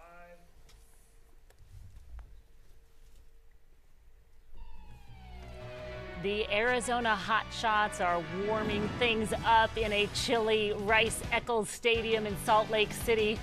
They're scoring favorite receiver Rashad Ross right now. These two creating some chemistry, and he's got quite a nice little end zone dance. Stanky leg. Is that the stank? Oh, a little. Rashad Ross has some nice moves there. Welcome everyone into the Alliance All Access Studios. I'm Alex Flanagan along with Cynthia Freeland, Rod Woodson, and Marvin Lewis, who has his own little version of the stanky leg that we'll show you later. Rod knows better than that. All right, you guys, we've got a tie game here halfway through. And Rod, a little bit of a defensive story unfolding here in front of us. Yeah, I mean, Donnie Henderson's the Salt Lake Stallions, they played well. Outside of the last two drives, they have played well. They only had 29 net rushing yards, talking about the Hotshots. So this defense is playing good football, keeping them in the football game, Coach. We took a little look at Carter Schultz to begin the game, and we saw the Arizona offense chipping on him early in the game, and then they don't chip, and Carter Schultz has a sack. So, again, look for him to really be dominant in this second half. Yeah, because after all, we are talking about the #1 offense in the Alliance in the Arizona Hotshots, so holding them to 9 is pretty good. But they are a second-half team. Cynthia, and two quarterbacks really are quite interesting in this game so far. Well, the Hotshots we kind of knew about before, but we see the return of Josh Woodrum. Yes. And he's completing 67% of his passes so far, which has been a big difference maker because before they were only completing at the end of game 1 and game 2 under 50% of their passes. So his passing capabilities have really changed the fate for the Stallions. Yeah, big difference to have Josh Woodrum back for the Stallions. All right, you guys, well, later on in tonight, we're going to give you a great game that pits two coaches against each other that have been two of our favorites when it comes to being wired up. Let's take a listen to Mike Singletary and Steve Spurrier on the mic. See, Quincy Roger lead. Tell him to catch it this time. If we get a strong one, we'll go for it. You wide open on the fence? Yes, I would. That ain't the way the ball. Hey, the ball's over there. The man is over here. Okay, we're going to go with the throw the pass to you.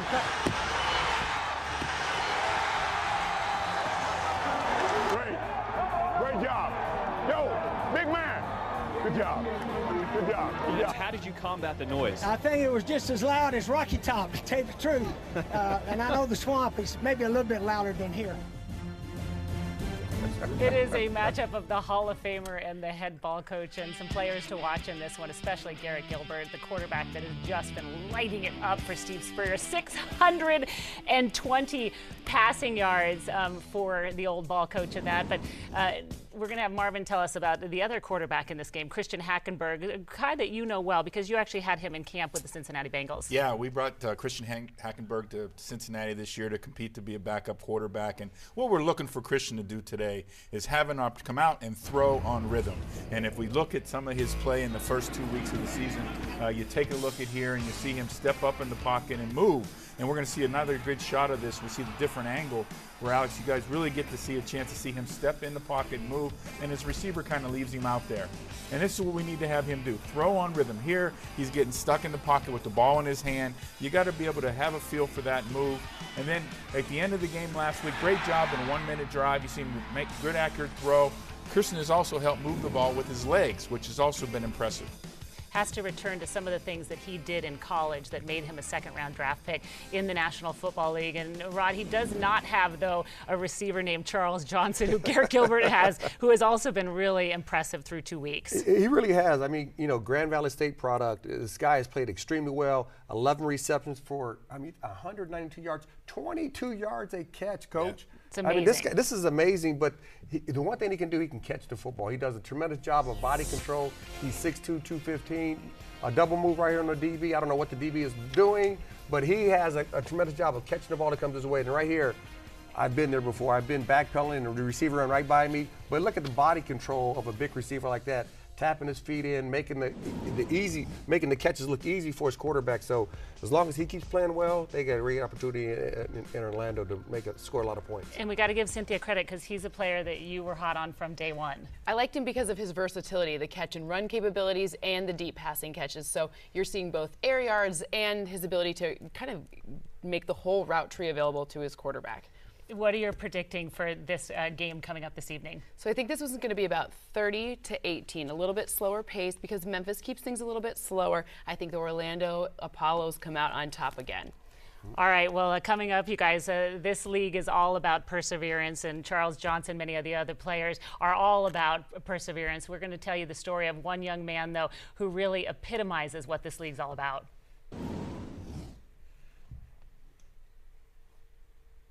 I think I've played in almost every league there is to play in. See, the AFL, the IFL, the CFL, the NFL, and now the AAF. So yeah, 5 different leagues.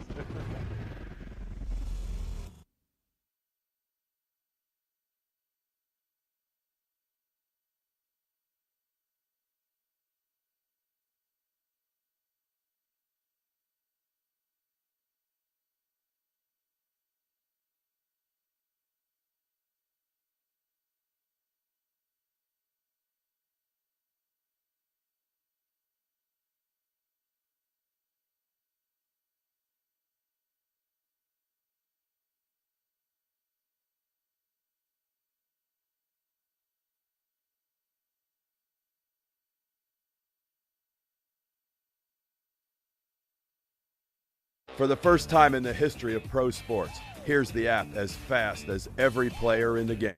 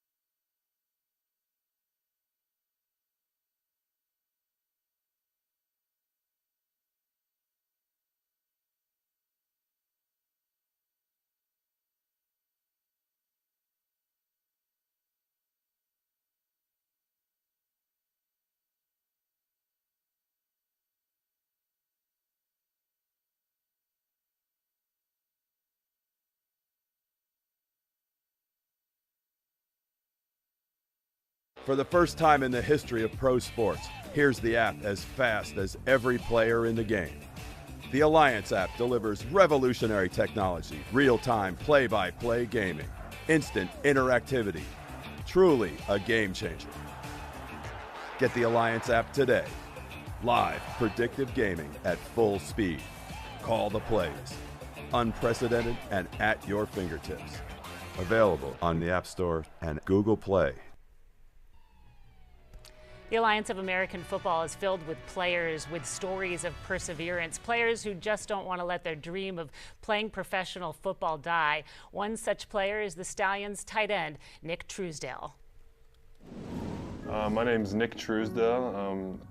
I'm from Cincinnati, Ohio. The way I got into football really was just, I can't really remember. I think it was just my mom was putting me in all kinds of sports. You know, I liked sports. I was athletic, so I even played soccer and bowling at one point. So I started off at the University of Cincinnati.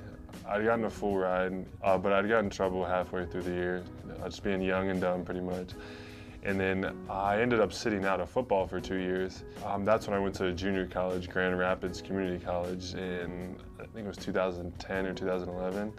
From Grand Rapids, I had got an agent and I got invited to the Bengals rookie camp. But after that, I didn't get signed or anything. So I think I've played in almost every league there is to play in. See, the AFL, the IFL, the CFL, the NFL, and now the AAF. So yeah, 5 different leagues. I know from a very young age, my parents instilled in me that, you know, there's nothing that you can't do if you want to work for it. It's not always going to happen the way you want it to and when you want it to happen, but if you keep working and keep grinding for it, you know, you'll eventually get there. The first camp I ever got invited to, the Bengals rookie camp, I thought I had a good camp, and I remember getting let go the last day of the rookie mini camp. And that definitely drove me to just keep grinding and just never get down on yourself, because there's always going to be another opportunity. I pretty much knew the ball was coming to me because the play was called for the tight end. And before the play, I remember Matt looked at me and he was just like, win. He was like, win. And I was like, all right. But Matt threw a perfect ball. I went up and got it. I didn't know where the sideline was at first. As soon as I caught the ball, I looked down and it was like, oh shoot. And I was like, did it? And I was like, oh, I hope I got both feet in. But I did, and man, it was an exciting time for sure. Nick Truesdale and the Salt Lake Stallions are in a tie game at halftime, 9-9. The second half of this game coming your way after this break.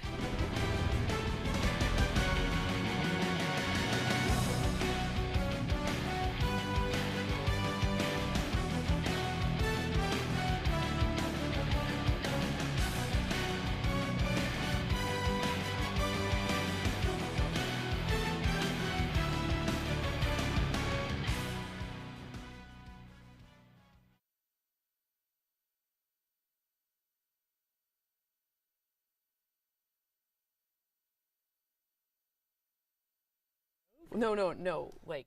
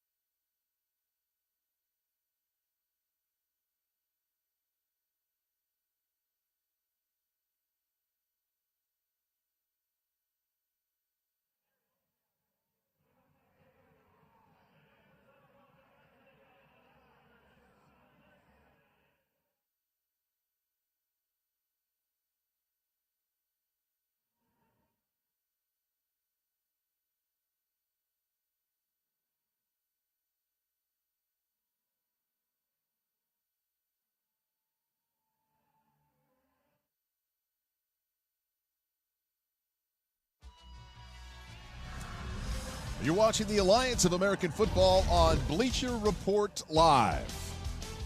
From Salt Lake City, Utah, Rice Eccles Field. We've got a 9-9 game at the break.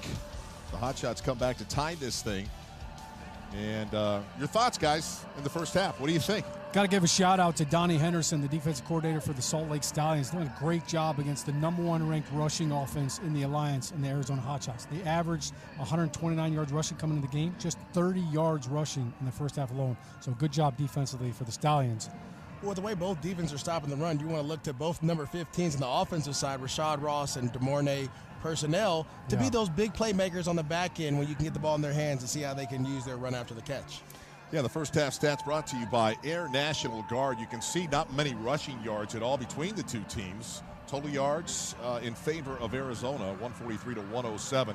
Both teams have struggled with third downs and 7 penalties between the two teams in the first half. It's hard to believe that the Arizona Hotshots have yet to convert a third down. When you look at how explosive their offense has been, how efficient it's been. Rifle. So to begin the second half, Arizona will open up play from the 25-yard line. 1st and 10, intercepted. That's Greer Martini who picks it out of the air, the intended wide receiver over the middle. 18 yards on the return, and Wolford is down. He's been taking shots all night, guys, and you know, this might have been the one here. When you talk about it, he's trying to get the ball out quick, and they just identified the protection. Well, what is the left tackle doing right here, Maurice? Malcolm Bunch, you've got to block the defensive end. If you don't block him, who does? I mean, the left guard's blocking the D tackle. So Carter Schultz unblocked. He gets a free hit on the quarterback. And what a great play by Greer Martini. That's a great linebacker name right there, huh? That's a great linebacker name, and it's a great set of hands. Takes it shaken, not stirred. Still attending to Wolford on the field right now. It didn't look like a horrible hit, for instance, to the head or to the rib area. It looked like he got the wind knocked out of him. You know, there's 2 hits on that play. You get hit by the defender, and then when you hit the ground, that turf sometimes can really jolt you. I hope he's okay. And maybe a third hit when you see that guy catch the ball that doesn't have your colors and he's running down the field. We should point out that the way the medical staffs and the training staffs work in the Alliance is this is a medical and training staff that is sponsored by the Alliance. Each team doesn't necessarily have their own. These medical personnel and staff come together jointly to attend to these players, so they're getting terrific care. Yeah, it's a pretty neat logo right there. You see on the red sweatshirt, it's the Alliance with 2 hands on it, kind of them taking care of the ball and the players. But you can see right there, he can't breathe. Got the wind knocked out of him. You know, oof, that's a tough feeling. With some right people, there. that may be the worst injury you have, because you're starting to panic if you can't catch your breath. That's the longest 20 seconds of your life when you feel like you've got no air. And by the way, they're playing at altitude too, so you're already gasping for oxygen. Glad to see him get up and walk off the field. So the Stallions will take over from their own 7-yard line. 180! Handoff inside to Brandon Oliver, who breaks a tackle down inside the 1-yard line to pick up a 6 on the play. There's a guy, Oliver, that spent some time in the National Football League. Great quickness. Spent a lot of time in those NFL years in San Diego, as a matter of fact. You know, Brandon Oliver's a guy that I actually played against when I was with the Oakland Raiders. And I remember one play specifically where he ran toe-to-toe with Charles Woodson. Wow. And he got the best of Charles in that situation. And Charles later on tells us that was a situation where he almost decided to retire because of the contact that was created. He felt there. like he lost a step, huh? Handoff again to Oliver, who sidesteps one tackle in the backfield before getting tackled inside the 1-yard line. Yeah, good job by Trenton Thompson there, closing down on the gap, number 95. Flag on the play as they try to sort it out here on the field. Our referee is John O'Neill, and it looks like we've got an injured player. Officials timeout for an injured Calendar, player. the right tackle.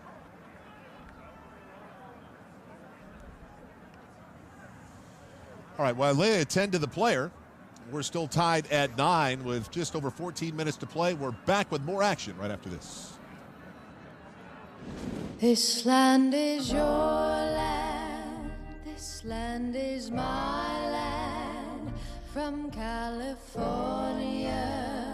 to the New York Island, from the redwood forest to the Gulf Stream waters. This land was made for you and me. Welcome back, everybody. In conjunction with the Navy Federal Credit Union, the Alliance is proud to be staging a military seat upgrade program where families each week are able to upgrade their seats on game day in recognition of their service. Half the distance from the goal, end of the run, automatic first down.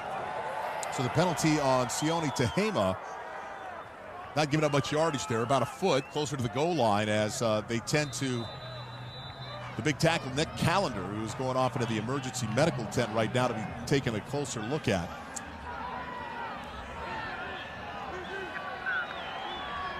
Under. 180. Woodrum, the dive to Brandon Oliver, who finds his way into the end zone, and 6 more points for the Stallions. Anytime you get that close to the goal line with this offensive line, you should be running downhill. There should be no type of side movements or adjustments. You just want to get the ball here, let the running back make a read, jump cut, and figure out where he's going. Well, you could see the Hotshots walked up their linebackers. Looked like Niles Morgan right up in the A-gap. The left side of the Stallions' offensive line just washed them all down. And why wouldn't they? Uatafi's 325 pounds, Putasi's 334, so you got the big fellas. When they wash them down like that, now it leaves your corner one-on-one with the running back. He did a good job of BYOB, right? Be your own blocker. There you go. Salt Lake 2 of 5 on the year on the 2-point conversion attempts. Their second attempt of the day. Back shoulder throw, the intended wide receiver, Jordan Leslie, and that looked like a miscommunication. So a big interception from the linebacker Martini, and the Salt Lake Stallions take the lead. Back with more action right after this.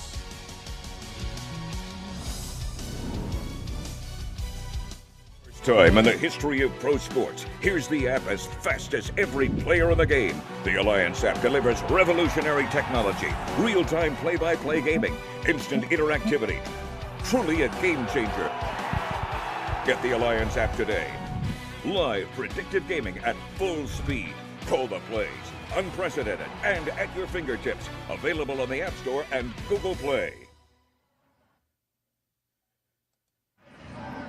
That app, by the way, is the #1 in both the Google and Apple stores. And if you download it now, there are all sorts of Easter eggs hidden in it. See what you can find and enjoy. So Salt Lake takes a 15-9 lead, just under 14 minutes here left in the third quarter. And Trevor Knight in at quarterback after John Wolford was knocked out of the game on the interception. Knight play action, looks deep right off the bat. Intended for Josh Huff. And a terrific job that time by number 26, Will Davis. Yeah, looks like C.J. Smith with a really nice job on that play. I tell you what, how about so much for easing Trevor Knight into the offense? They go deep on the very first play. And I tell you what, Trevor Knight shows off his arm. Boy, he can throw it. That'll bring up a 2nd down and 10.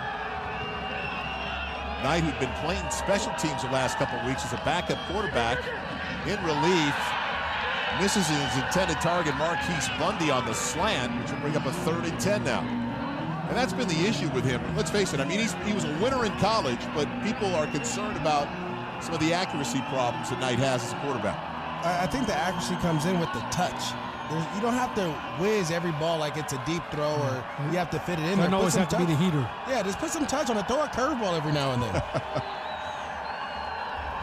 3rd and 10 out of the shotgun. They run the draw inside to Presley. Makes one man miss, but here comes the cavalry. 1 yard on the pickup as Silver Saliba and a band of Stallions coming to make the stop. They were all over this play. They could sniff the draw out. You're going to see Presley. He's just going to try to slide to the left after he takes this ball right here. I'm not sure what Josh Allen was doing on that play as left guard. I thought he was going to continue up to the linebacker and get a block, but pretty safe call right there. Jeff Locke on to punt. And it is a boomer. Kalen Clay will take it and returns it to the 30 before bouncing it back outside and finally pulled down. 56 yards on the punt, 11 yards on the return. Anthony Williams with the tackle. Kalen Clay was actually with the New York Giants this past year. He was a special teams guy, and while he's got some wheels, he kind of showed it right there, but he's one guy that's really dangerous in space. See the Salt Lake Stallion leaders. Woodruff 12 of 18, 93 yards and a touchdown. Guanyo has been the guy that has rushed most effectively, but there has been a lot of rushing room so far for either one of these teams. 180! Woodruff. Quick hitter outside to Pearson L. Breaks the tackle, takes it up near the first down chain marker. 7 yards on the pickup. And that's number 24, Eric Dargan, on the stop. When your safeties are making tackles and tackles and tackles, that's not a good sign for your defense. You want those nickel corners and those linebackers to be able to stop this short passing game as soon as the receiver catches the ball. You don't want your safeties making tackles from 10, 12 yards deep. 2nd and 2, a lot at the disposal 180! of the offensive coordinator, Tim Lopano. He decides to hand it off to Oliver, who drives just past the first down marker, a pickup of a couple. Assuming his knee wasn't on the ground, that's going to be good enough to move the chains to linebacker Tehama. First one in on the stop for the Hotshots. Well, it's interesting to point out that the Hotshots, no Steven Johnson. He's no longer available to play. He's listed as out, so Niles Morgan is in there playing. Also, Saquon Edwards is out. So that could be a factor with the conditioning. And then you look at the pace of play with this alliance. Everything is faster. You're playing at altitude. I'm going to look for a lot of hands on hips later on in this drive. Woodrum out of the play action, throws a dart to Kenny Bell. He's coming off that quad injury. Pickup of 18 as they're starting to pick up some chunk plays. Well, here comes Bell. He's going to run a deep over route. They're going to clear all this out. And he just finds a soft spot in the zone. Good patience to wait for him to clear the linebacker, and really good protection. That's a long developing route, so you've got to have time in the pocket. This Salt Lake offense looks completely different from week 1 and week 2 with Kenny Bell and Clay in at wide receiver. And Woodrum at quarterback again. They had missed him halfway through week 1. They elect to run the ball here on first down. Brandon Oliver will pick up 3. And the linebacker Steve Boharness is the first hot shot in on the tackle. How hard is it to beat a team twice in 3 weeks? Well, it's not hard when they beat themselves, which I think that Salt Lake probably felt like they did in week 1. But yeah, I think when you could play a team this quick of a turnaround, you've got a better idea, a better concept of what they're trying to do, even though everybody's still learning about the league, but definitely a little more familiar. 2nd and 7, empty backfield for Woodrum. Throws the ball underneath to Pearson L, who breaks a couple of tackles, takes it down to about the 26-yard line. A pickup of 13 on the play. Niles Morgan on the stop. You've got a mismatch right here in the slot. I mean, if you've got DeMornay Pearson-El, a wide receiver, running a little pivot route against the linebacker, you can see Boharness right there. Just, he's in space. There's nothing he could do. Pearson-El's just too quick for him. For all the people that are watching, remember the Super Bowl and what the Patriots did with Julian Edelman in the fourth quarter. They found a way to get their best receiver matched up on a linebacker, and there you see it here. 1st and 10. Oliver with a carry, sweep right, pickup of about 7 yards, and you can feel the momentum changing, can't you? It feels to me like Salt Lake has got the mojo. So we got a little extracurricular activity right here. Ryan Cummings, number 79, the right guard. Will Sutton, the third. I'll say this, you've got momentum on your side, as you just mentioned. Your defense is playing great. Your offense is in rhythm. Don't do something silly right here. It's a little finish, Sean. You act like you never finished anyone before. I finished people, but I didn't hurt my team doing it. After the play was over, there were offsetting unsportsmanlike conduct fouls on each team.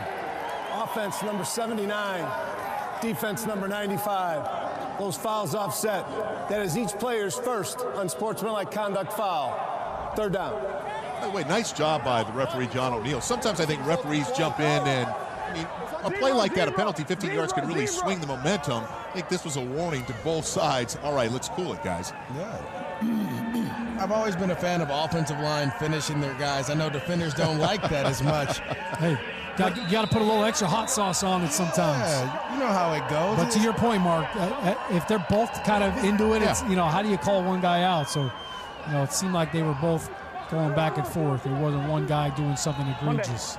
All right, 2nd and 3 for Woodrum. Oliver lined up deep in the I formation, takes the ball straight up the middle of that Arizona defense.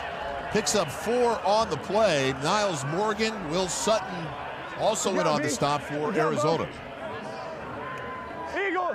The mixing up of the play calling right now, short passes, empty, draws, runs, different plays, it is keeping this Hotshots defense from being aggressive and running the stunts and the blitzes that they like to bring in certain situations. You're catching these smaller defenders off guard and you're able to roll them out of there. 8th play of the drive. 1st and 10 for Woodrum. There's Flair's screen pass outside to Kenny Bell. He takes it down inside the 10-yard line to pick up a 5 yards on the play. Yep. Pardon the language, but apparently not happy about the flag. Holding. Offense number 17. 10 yards from the previous spot. Repeat, first down. So that's on the wide receiver. Zebra, zebra, zebra, zebra, zebra. Donis Jennings, yes, you can see it right here. There he is. Getting pushed back, grabs and holds the outside. I mean, your hands go outside like that. You can't give hugs. You got to go chest pass. What do you expect? He's in space. It's a momentum killer. 1st and 20 now for Salt Lake. 24. Empty backfield out of the shotgun. Pressure inside from the linebacker position. Steve Boharnis and Oblam Guachin, both in on the sack. A loss of 8 yards, and that has really got Salt Lake going in the wrong direction. Really good job here. They point to this guy, but he's covering someone, so you can blitz a linebacker right down the pipe. Yeah, but he can't get up and back out. No one's there to block. Yeah, right up the middle. You just said we're looking at it. The rule is you have to be within 5 yards of line of scrimmage, so he's Charge timeout. Slid up. They're first. Good job timing it up. Salt Lake will take a timeout. We'll step aside, back right after this. I've been a soldier for 3 years. I've scaled the toughest terrain and faced plenty of my fears as part of my training. And for the past 2 years, I've been a Navy Federal member. So even out here, I can pay securely with mobile pay, linked to my free checking account. I don't know about this. It's... What did you say? She said I don't know about that. I couldn't hear my helmet. No, your ears are completely exposed. Yeah, I just... Navy Federal Credit Union. Our members are the mission. Welcome back, everybody, to Salt Lake City. Skycam brought to you today by Wheels Up. Stallions up 15-9 right now over Arizona with 7:22 remaining here in the 3rd quarter. By the way, we've been told now that right tackle for Salt Lake, Nick Callender, 6'5", 332 pounds out of Colorado State, has a knee injury and is questionable to return. So they've been going in the wrong direction with penalties, sacks. 3rd and 28 now for the Stallions team. Excuse me, 2nd and 28. Still a long way. That's a long way. You can hear him saying, "What you got, Jake?" That's him in the center talking about who they're going to. Woodrum throws the ball underneath to Bell. Bell, who's been gimpy with a quad injury for the last couple of weeks, picks up 11 yards on the play. Good job, Kenny. Dargan. Good job, Kenny. The safety comes in to make the stop. Kenny, good job. There's been a lot of jaw jacking going back and forth here. Eric Dargan is able to come in and try to limit the run after catch from this receiver, Kenny Bell. who was one of the top receivers in Nebraska when he was there. Yeah, 7th all-time in receiving yards at Nebraska. His dad actually played for the Denver Broncos as well in the NFL, so he comes from a great lineage. Salt Lake just 1 of 7 on 3rd down attempts today. Woodrum, plenty of time, throws it deep and misses his intended wide receiver. That's Kalen Clay, who was wide open. Watch him with some pressure on the quarterback. You're going to see the left tackle get beat right now. Putasi. He's going to get beat right now by the swim move. What'd you see from the throw, MJD? Well, he was trying to lead the receiver to go deep, but what happens is they collided, and then so he just threw it out of bounds. He got a little nervous, too much juice. 39-yard attempt for Taylor Bertolette. We've got a doink. A doink? Or a donk. He had a 54-yard field goal earlier in this game after missing 3 of them last week. So this looks like your golf game right here. Just a little slice, right? It starts out to the left, and then look at it coming back. Salt Lake up 15-9. We're back after this. In an era of online retail where everything is just a few clicks away, buying a car should be no different. That's why at Carvana, you can buy a car 100% online. We made it easy to browse, view, and buy from over 10,000 cars. You can even trade in your old car, all while binge-watching your favorite TV show. Afterwards, we'll deliver your car to you. Or you can pick it up from one of our car vending machines. Either way, your car comes with a 7-day return policy. So grab a seat, relax in your comfy pants, and enjoy the new way to buy a car at Carvana.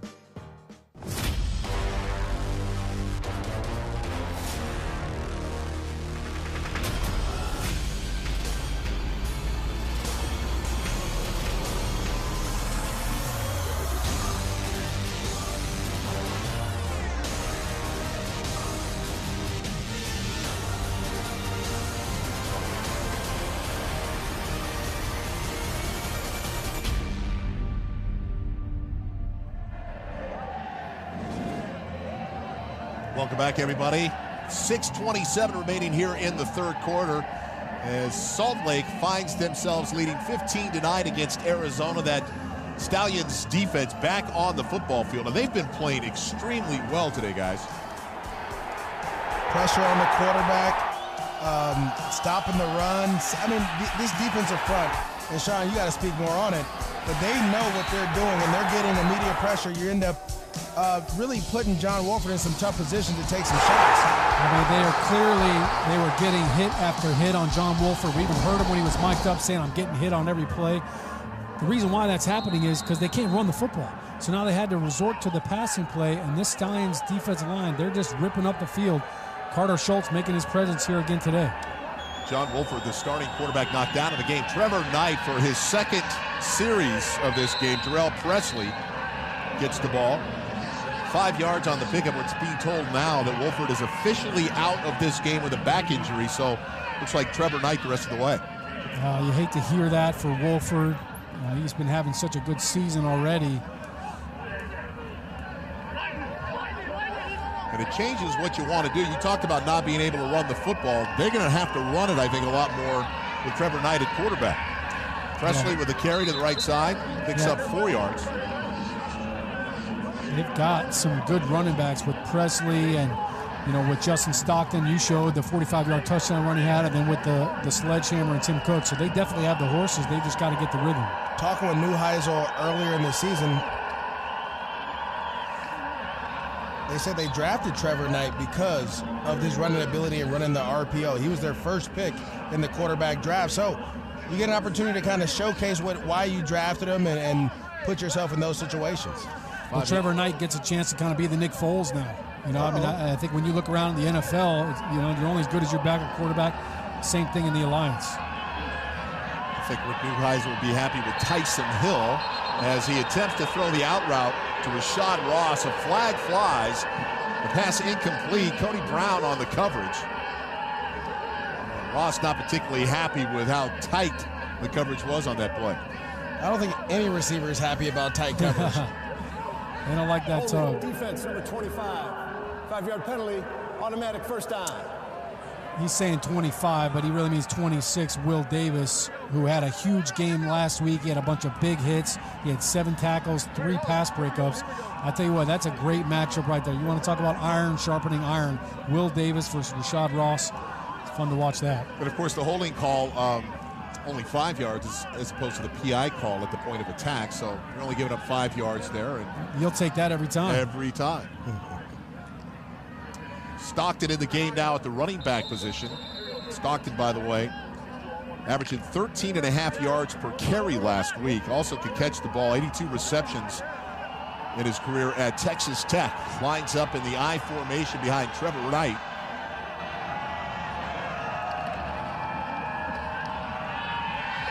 Stockton off the right side. Turns out another 5 yards. Right now, this is a different-looking Arizona offense with Trevor Knight, but it's been an effective one. Well, when you have a quarterback that can run, guys, it opens up some more holes. It makes you play 11-on-11 football because now they have to account for Trevor Knight. Stockton the handoff to the right side. Great patience, and here comes the cavalry. 5-6 Stallions come in on the tackle, a gain of 1. Riley, the linebacker, cleans it up after Chris Odom gets there first. Well, this is what's plagued them all game long. They're 1 for 7 on 3rd down.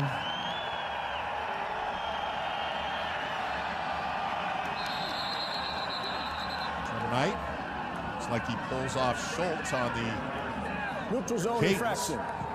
Defense number 94, 5-yard penalty, first down.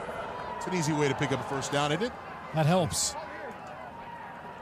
You know, heads-up play by Trevor Knight to even go on the hard count and try to get a free play. But I'll just make notice that, for the Arizona Hotshots, you'll see right there, 94 against the left tackle. I don't know. There's really no need to jump. I mean, he's in shotgun. You should be able to see the ball. Every D-line coach right now is grimacing. So before this drive, Arizona had rushed for 31 yards, 20 yards rushing so far on this drive alone as they hand the ball back off inside. Just Stockton, who picks up a couple. Make it 2nd and 8. With all this RPO, you'd love to see the quarterback pull it once or twice. And then that's where Trevor Knight is going to really surprise some people, is with his ability to run the ball. Out of the shotgun play action, throws the dart outside, slightly behind his intended wide receiver, Marquise Bundy. But there's Davis again, who comes in and makes the play defensively. I tell you, when he goes back and watches film on that one, he's going to think that, man, he could have maybe had an interception on that one. He was right there, and you mentioned that the ball did look a little bit behind him. You know, there's that RPO again. Sometimes that ball handling mechanic to catch the shotgun snap, to fake the play action, and then to still get the ball out accurately. It's not easy to do. 1 of 8 this afternoon on 3rd down attempts as Trevor Knight is forced out of the pocket, throws the ball out of bounds on the run. Ball intended for Freddie Martino. Quarterback was outside the pocket, and the ball made it beyond the line of scrimmage. 4th down. Looked like Carter Schultz applying some pressure again. Just had to throw it away. Is he just unstoppable, it feels like. In passing situations, you're going to have to double-team him from here on out. It's just 3 weeks of him getting consistent pressure on the quarterback. As an offensive coordinator, my job is going to say, hey, you know what? 94 here, he is not going to disrupt our offense. Well, I'll say one thing. If I'm the tackle, I'm telling my quarterback, hey, look, I'm going to wash him by. Don't step back into the rush. If anything, step up in the pocket. If you're going to give your left tackle or right tackle help, one way to do it, if you got an outside rusher, is chip with the running back. Kalen Clay catches the punt, a 25-yard punt, no return. So the play stalls on pressure to Trevor Knight, the Arizona hotshot quarterback, and Salt Lake leading 15-9 now will take over on downs. 3 minutes and 14 seconds remaining as they get Josh Woodrum back at quarterback this week after suffering a hamstring in that Week 1 loss to Arizona in Tempe. 38-22 is the score in that game. Matt Linehan played, and the following week was Austin Allen. This week they get Woodrum back, and Woodrum has been good so far, 16 of 23 for $143 and a touchdown. He comes out throwing again, this one to Clay on the flare from the slot, and that's a loss of 1. Terrific job by Edmund Robinson. It was Johnny on the spot. Yeah, this defense is flying around right now, and I was watching that play. Eric Dargan, the safety number 24, who's been all around the ball, pulls up trying to get there. Well, definitely a difference having Josh Woodrum out there this week. He got hurt week 2, but the consistency offensively now and a little rhythm. But really, they've had some more explosive plays. Coming into this game, they had one play over 20 yards in their first 2 games. So they definitely got a little more big play potential now with Woodrum in there. They have 7 receivers who have caught balls so far this afternoon. Of course, Pearson L. has been the most effective. 5 catches for 64 yards, a touchdown, the long being 25. As a matter of fact, there was no wide receiver on this roster that ranked in the top 28 in receiving yards of the Alliance after 2 weeks. Yeah, I mean, Anthony Denham, you talked about him being their go-to guy. I mean, the tight end, he had the longest catch on the team. That's Dargan, by the way, Eric Dargan, who limps off the football field. Looked like he was holding his right hamstring. So keep an eye on that now because Saquon Edwards is already out. Now Eric Dargan, now they're down another defensive back. So You got to go. All right, pick up the action, 2nd and 11. Stallions will start at their 13-yard line. 180! Woodrum play action, gets the ball outside to Pearson L. And Dexter McDougal is there on the stop, pick up a 7.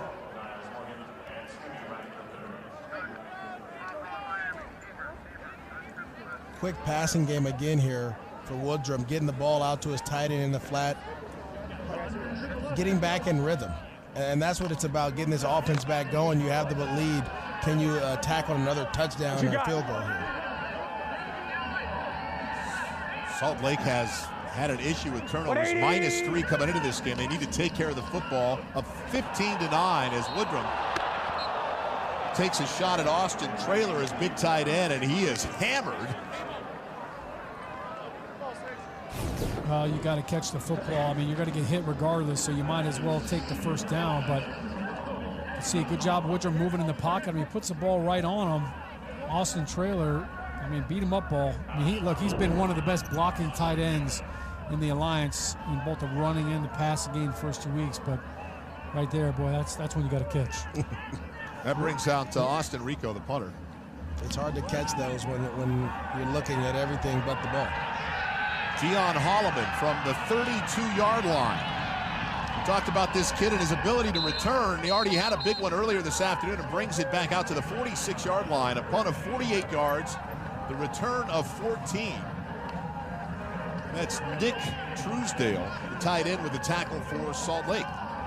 He's done a good job with that hidden yardage. You know, he let that one punt bounce earlier on in the game, was able to scoop it up and still, get about 9 or 10 yards there. Even if it's just 9 or 10 yards on every punt, that adds up over the course of the game. And now you can see, if you can get the ball and start your drive on the 46-yard line, you've got an over 50% chance of scoring. So a great defensive series for the Hotshots, and a nice punt return has Arizona in business at the 46-yard line. Trevor Knight out of the shotgun, play action, takes a shot deep down the left sideline, intended for Josh Huff, and there's a flag on the play. C.J. Smith, the corner, in coverage. We're going to get pass interference here on the defense. Pass interference. Defense number 35. Ball will be placed at the spot of the foul.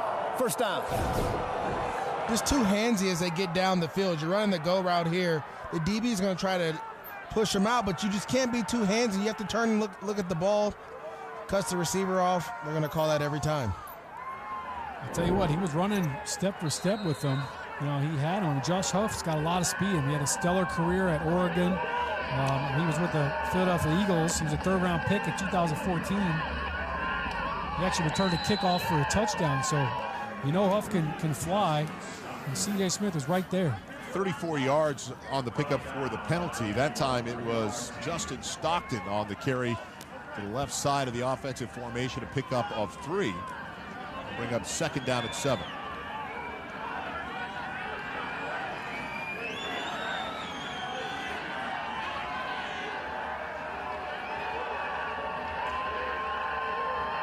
3 of the 4 first downs this half have come from penalty. As Trevor Knight rolls right and just heaves this one into the stands.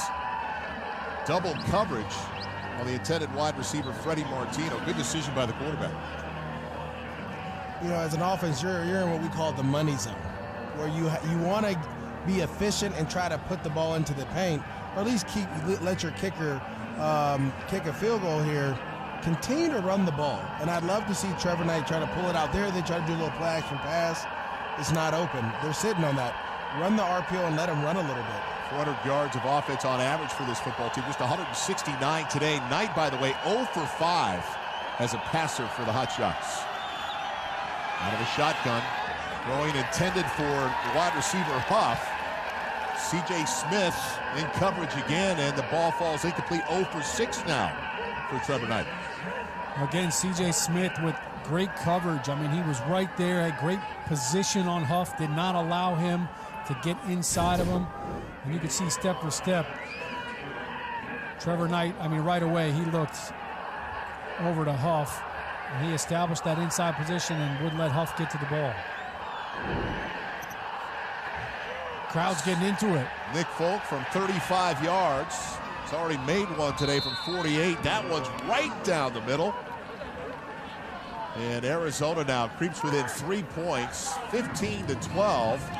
With under a minute to play here in the third. How difficult is it for a coach like Rick Neuheisel to say, okay, listen, we've got this guy, John Wolford. He's been playing really well. He's got a back injury. I'm going to Trevor Knight, who, by the way, was their first-round pick in this draft, the Alliance draft. But it changes what you do so drastically from an offensive perspective. It's got to be difficult to make that adjustment in the middle of a football game. Yeah, I think especially when you look at, you go into a game with a game plan. And when we talked to Rick Neuheisel on the phone, you know, he talked about how his offense is a coat of colors, right? Yes. He said a quilt, not a menagerie, a quilt. A quilt of colors. There you go, Josh Woodrum taking it deep right off the bat, intended for Kalen Clay. But no way, Sterling Moore was all over that, sniffed that one out. And it'll bring up a second down at 10. So when you've got an offense that's layered, you know, like that quilt of colors, and all of a sudden now your backup quarterback comes in, you kind of take a couple of those colors out. Now you're just going with black and white. You know, you're not throwing. You don't get the 64 crayon box anymore. Now you're just going to the give me the basic colors. Right. You don't see like the old TVs that you have to have the antennas and turn with a little static, huh? Are you talking to Mark? No, I was talking to you. I mean, you were born in '77. All right, inside they had the ball off to Boigno. He picks up 8 yards on the play. And it'll bring up a third down, a 3rd and 2. And we've mentioned it more than once today. This has been a down that both teams, in particular this Salt Lake team, has struggled with. 3rd down conversions. It's one of the things in the NFL, it's tough to convert. Especially for a team, or you're talking about a league that's only been around for 7 weeks. Guys are still understanding how the offensive coordinator wants to attack, and the offensive coordinator is trying to figure out how he wants to attack with this offense. This will be the last play of the third quarter, likely, as they hand it off to Boigno over the left side. He picks up about 6 on the play. And that is going to end the third quarter. It's a 3-point ball game. Salt Lake leads at 15-12. Back with more action from Salt Lake right after this.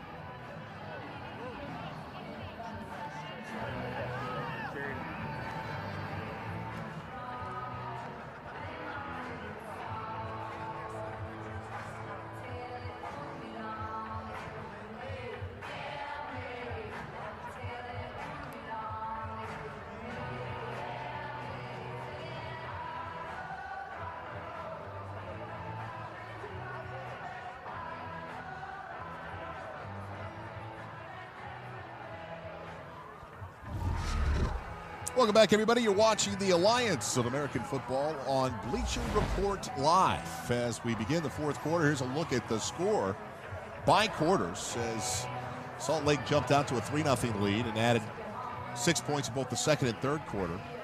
And a field goal here late in the third for Arizona has got it to a 3-point ball game. Salt Lake up 15-12. And we should tell you that Trevor Knight is now playing quarterback for Arizona if you're just joining us. John Wolford was hit on an interception. He's out with a back injury. And it's been a little bit of a different offense so far for Salt Lake. With Josh Woodrum at the controls, who was lost to a hamstring in the middle of week 1. Handoff inside to Brandon Oliver, who misses one tackle in the backfield. He picks up a yard, but watch him. The outside linebacker with penetration. Yeah, so watch Steve Boharness, number 53. He's the inside backer. Watch him just shoot the gap right here. Big hit. Isn't able to wrap up. But lucky for him, he's got some help. Well, that's what Coach Erickson was talking about on our call. These linebackers are fast flow, and the way they shoot gaps and they run through, you have to be able to prepare that he wants to see more zone action from his offensive line. 2nd and 10. Oliver again with a carry over to the right side. Picks up maybe 3 on the play. Do you guys feel like perhaps this Salt Lake offense has become more conservative here in the second half? Not many deep shots like we saw in the first quarter. I feel like they've taken them, but it seems like this Hotshots defense has been prepared and they're not giving it up. A great second half adjustments on both sides, I feel like, of the ball. Especially for a team that struggled on third down conversions. This one 3rd and 8 today. Slot to the bottom of the screen. 180! Oliver in the backfield. Play action pass, the slant inside to Pearson L., who has the only touchdown for Salt Lake today, a pickup of 14 on the play. RPO action, guys. Quick slant here by a receiver. You get everyone selling up on the run fake. Great release, too, by him. He did a great job of starting out wide to open up that throwing lane right there. And look, he's got a great relationship right now, Pearson L. does, with Woodrum. And you mentioned it with Woodrum coming back this week. You know, you need game reps to develop that repetition and develop that timing and that rhythm. That's what we're seeing here today. 7 catches for 86 yards for Pearson L. as Woodrum comes out throwing again, this time to Clay out of the slot. Picks up just 4 yards. Linebacker, watch him. One of the hot shots in defensively on the play. Definitely looks like a different offense of what we saw in week 1 and week 2. A lot of it is because that guy's back, Kalen Clay. Kenny Bell is back, and I think that's kind of opened up things on the outside. It's helped them out a little, but even something like that, a simple little wide receiver screen, if you've got some wide receivers that can block, I mean, that's easy. Now it's 2nd and 5. Charge timeout, Arizona. So the Hotshots on their heels decide to take a timeout. 12:31 remaining here in this game. Salt Lake up 15-12. Back after this. Well, my parents met in Texas. Then they moved to Washington. They had me at Fort Knox. They keep all the gold there. After that, we moved to Georgia for a couple years. Then we spent some time in Korea. Seaweed snack. Ew. And now we live here for good. Our members call many places home. Oh, lots of questions. So we made owning a home easier. Navy Federal Credit Union. Our members are the mission. Zebra! Skycam brought to you today by Wheels Up. Welcome back to Salt Lake City and Rice Eccles Stadium. The Stallions looking for their first win of the season, playing their first home game. Up 15-12 with just about 12.5 minutes remaining here in the game. 2nd and 5 for Woodrum, who's had a nice game today coming back from the hamstring. 20-29, $169 and a touchdown. No interceptions. He's taking care of the football. 180! Hands the ball off inside to Guanyo. Picks up 7. Been a nice mix between Guanyo and Oliver, back and forth, rotating those two guys in. They've been relatively effective. And their running styles complement each other as well. You have a Guanyo who's a downhill guy. He can get outside and use speed, but he's going to lean on you a little bit. And Oliver who's quicker than he is fast. So that adjustment it's tough for the linebackers to be able to continue to try to adjust how they're going to tackle the smaller version of running back in Brandon Oliver or the taller, tougher tackler in Joe Buonio. Stallions 3 of 11 today on 3rd down. They hand the ball off inside 3rd and short to Buonio, and he loses a yard. It's Trenton Thompson, kid out of Georgia, who spent the 2018 offseason with the Browns on the tackle. Talk this shit through, bud.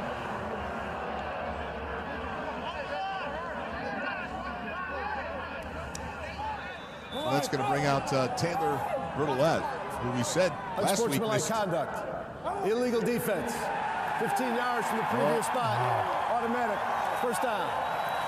So reprieve for Bertolette as Arizona is charged with an illegal defense. It's a 15-yard penalty, guys. And this has been something that, you know, kind of got after this Arizona defense, that 3-4 guys are really trying to identify what's going on, and they're getting in the gaps too fast. They're only allowed to rush 5 defenders, and can't rush 2 guys next to each other from one side. But it was a run play. So I'm not quite sure what the penalty is for that. Oh, I know, right, dude? Everyone's over there. Well, what happens is once you get 5 guys on the line of scrimmage, so they're in a 3-receiver set, they have the tight end in line, you have to identify the 5 rushers. Once the 5 guys get on the line, you can't rush anyone else from the linebacker position. That's where you have the linebacker step into the gap, and that's what they're trying to, you know, help with the quarterback development. Monday. So a big penalty now as the ball moves down to the 20-yard line, and they hand it off back to Buonio, who cuts it back to the left side. A pickup of 7 on the play. Watch him again in on the tackle, the linebacker for the Hotshots. He played 15 NFL. Yeah, Buonio had a big week last week, averaged 6.4 yards a carry. I know as an offensive lineman, when you have running backs that can kind of rotate and you don't miss a beat, now all of a sudden you get some fresh legs coming in there. That's kind of nice. 180. 2nd and 3. Buonio again with a carry. Continues to wear away at the inside of that Arizona defense. A pickup of 5 on the play. Will Sutton the 3rd on the stop. Well, the blocking, again, all these guys are going this way, but what I love is the running back tries to pick a hole, and he gets back inside to where he can squeeze through and get those 2 yards. Has that running back ever just rode with you, rode the wave? Yeah, he kind of looks like a rugby scrum. You know, you just kind of get that little push and just keep the feet churning a little bit. Elephants on parade. One of the greatest blocking schemes ever. From the 7-yard line, 1st and goal now. 180. Salt Lake up 15-12. Brandon Oliver now gets the rock and takes it down inside the 5. A pickup of about 4 yards on the play before Trent Thompson is able to haul him down. You almost feel it, don't you, that they're just wearing this Arizona defense down? Taking their will away from them. Well, I mean, it's a 12-play drive right now. They've had the ball for over 6.5 minutes. They had an 11-play drive earlier on in the game, so absolutely. You know, we talked about early on in this game about how the altitude could have an effect in this game, and you could see it looks like the Arizona's defense is getting a little worn out. 9 rushes of the 12 plays, and there it is. Oliver to the left side. Did he get over? No, they say short of the goal line. A pickup of about 2 yards. Saw the side judge brought in for the spot as we take another look. Well, Oliver here does a really good job of reading and pressing the line of scrimmage and then trying to drop his shoulder pads and get in there. He's close, but Will Sutton's like tug of war, like, no, you're not getting in. I'm going to make sure you have to run another play. All right, you're looking for something here with just under 8.5 minutes to play in the 4th. Some big play, penetration by this Arizona defense.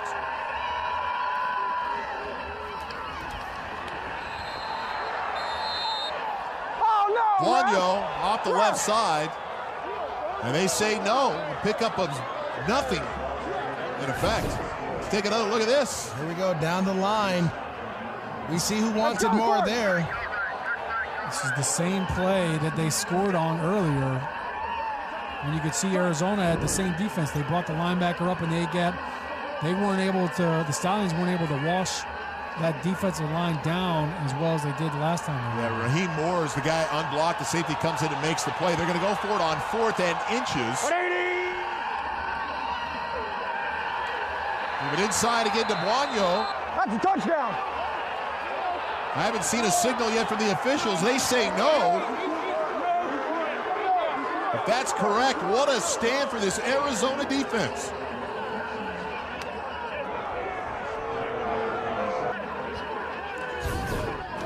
The tough yard.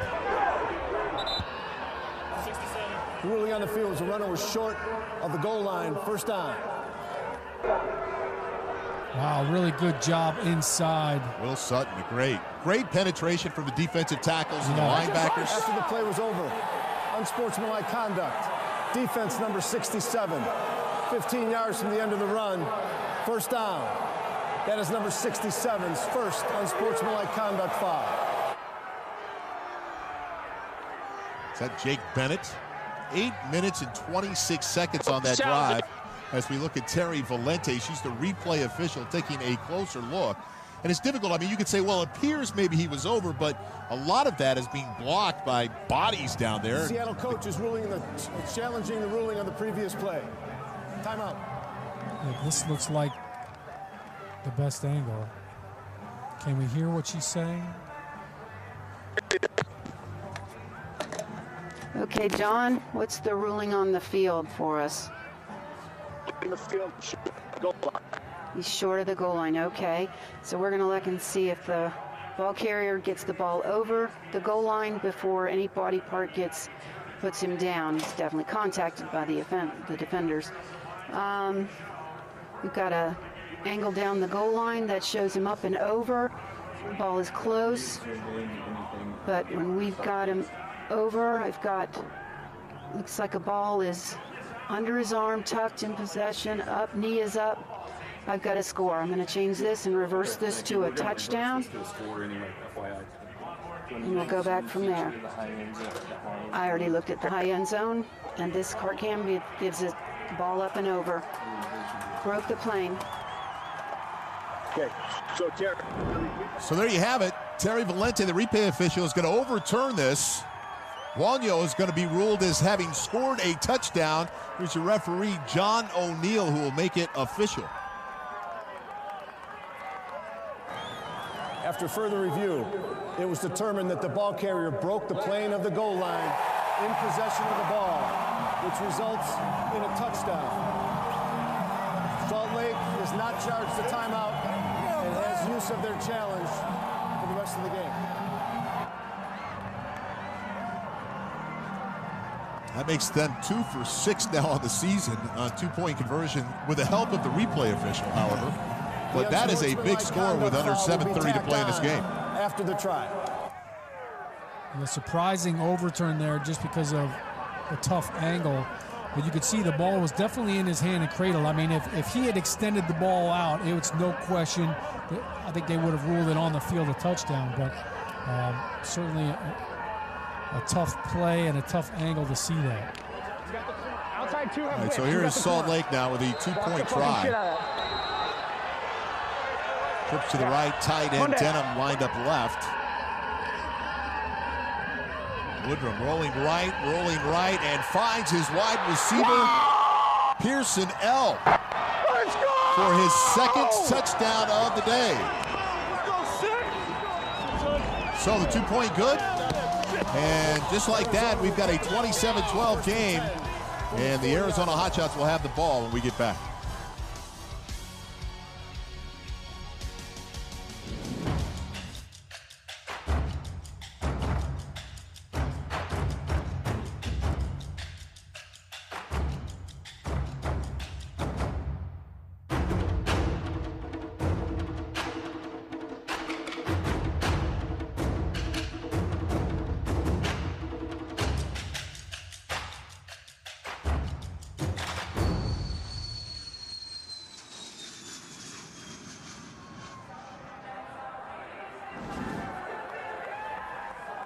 Welcome back, everybody. A controversial call.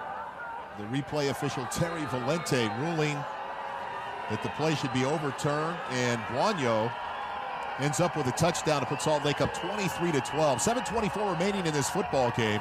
Salt Lake looking for their first win of the season. Arizona off to a 2-0 start.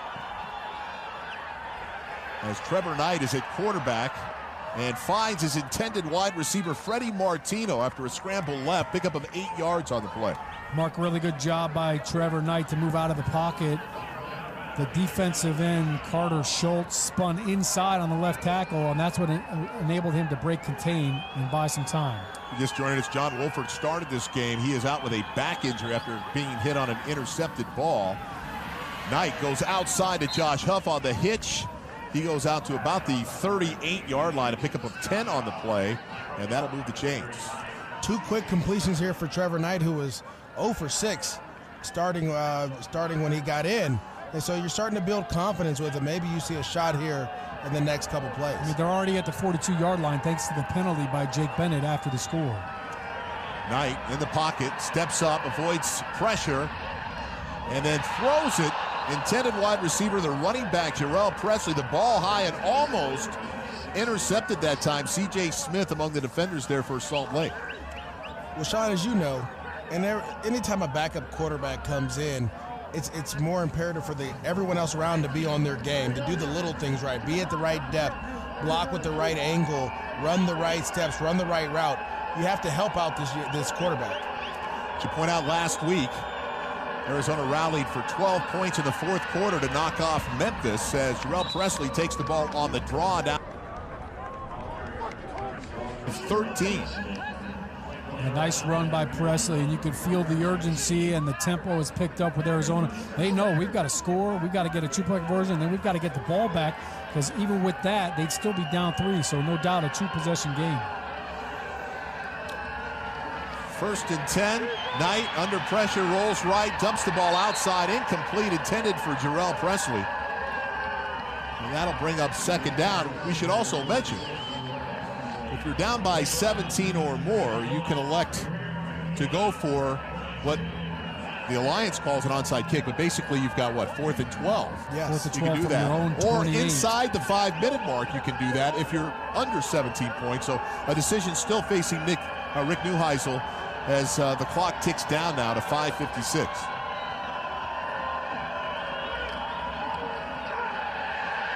Knight flags on the play as Knight throws it back over the middle of the football field.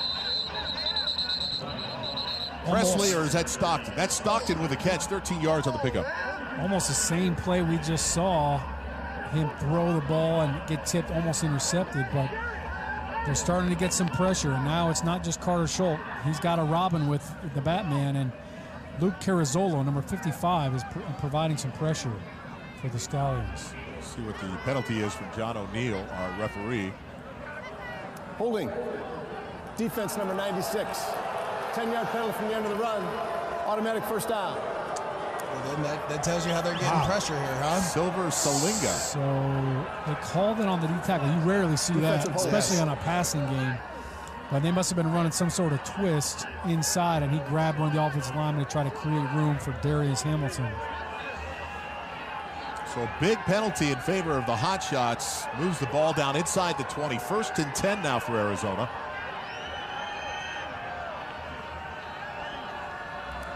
Penalties declined. Result of the play is a 1st down. They'll take the yards as opposed to the penalty there. That's fine. As start the play clock. Knight out of the shotgun. Throws the ball outside a dart. Crisply thrown to Josh Huff. C.J. Smith there with the tackle. Pick up a 7. C.J. Smith has been all over the place this game.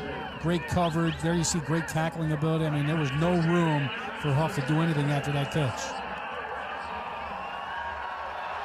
2nd and 3. Knight under pressure. Comes up and can't get away. Number 55, Luke Carrizzolo. By the way, led UConn with 11 tackles for loss his senior year. He's out of UConn, as I mentioned, a loss of 6. And that kind of stifles the momentum here Arizona had.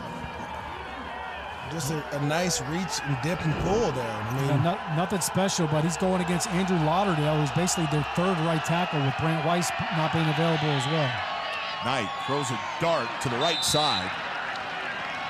Marquise Bundy, a 7-yard catch, and now we've got 4th down. So what do you do here? You've got to go for it, right? No, you got to kick the field goal here. Kick the field goal. The field goal, that keeps you in play, because if you kick the field goal, now you're only down 8, and then you got to get the ball back, go for the score, and the 2-point here. If you don't get any points here, now you've really hurt yourself. Well, I think what you're going to see here is they're going to try to get it to score and get a 4th and 12 onside after this. So Knight out of the shotgun, goes outside and throws the ball late. It was almost picked off twice, once by Steve Williams and the second time by C.J. Smith as the ball's thrown way behind his intended wide receiver. Well, in this situation, you have to read this guy here. Trevor Knight looks, doesn't see him. He slides out right underneath everything. Well, two guys should have intercepted that ball, basically. Looked like he missed his throwing window, but I still don't like the call. I think if you kick the field goal right there, now you let your defense go out. If they get a stop, you get the ball back, and you got a chance to go down and tie the game. Without kicking that field goal, now they're still down 2 possessions. Well, for me, if I'm going to run a play there, I'm going to use Trevor Knight's ability to run and throw the ball. Maybe a quarterback draw or maybe a rollout to see if we can have him run the ball as well. And Sean, to your point, in the Alliance, you could have kicked the field goal and still tried the 4th and 12 situation, which is what they use for an onside kick situation. So an interesting decision by Neuheisel as Brian Timms catches the ball for a 3-yard gain. And even to that point, I mean, there's 4 minutes to go in the game. That's plenty of time. You got 2 timeouts. You got the 2-minute warning, so you have plenty of time to trust your defense to get a stop. 79, 5 yards from the previous spot. Repeat first down. So they're going to call that on Ryan Cummings, the right guard, illegal offensive lineman downfield on the pass play. Second down. So instead of taking the penalty, they'll take the small gain 3 yards and make it 2nd down at 7 here for Salt Lake. Yeah, that's smart, because now you don't take more time off the clock. Right now, you've got to try to save every single second if you want to get back in this game. You know, kudos to Salt Lake, too. I mean, being methodical on offense, 11-play drives, 13-play drives. I mean, wearing this defense down in this altitude. Well, you talked about how heavy their offensive line is right now. And this is when you want to lean on them. You go into your 4-minute offense mode. You want to start running the football. The one thing you tell your running backs and your receivers, both hands on that football. We are not going to cough this ball off. Don't fight for yardage either. If the outside guy just like a stutter and go, 11 more minutes in time of possession.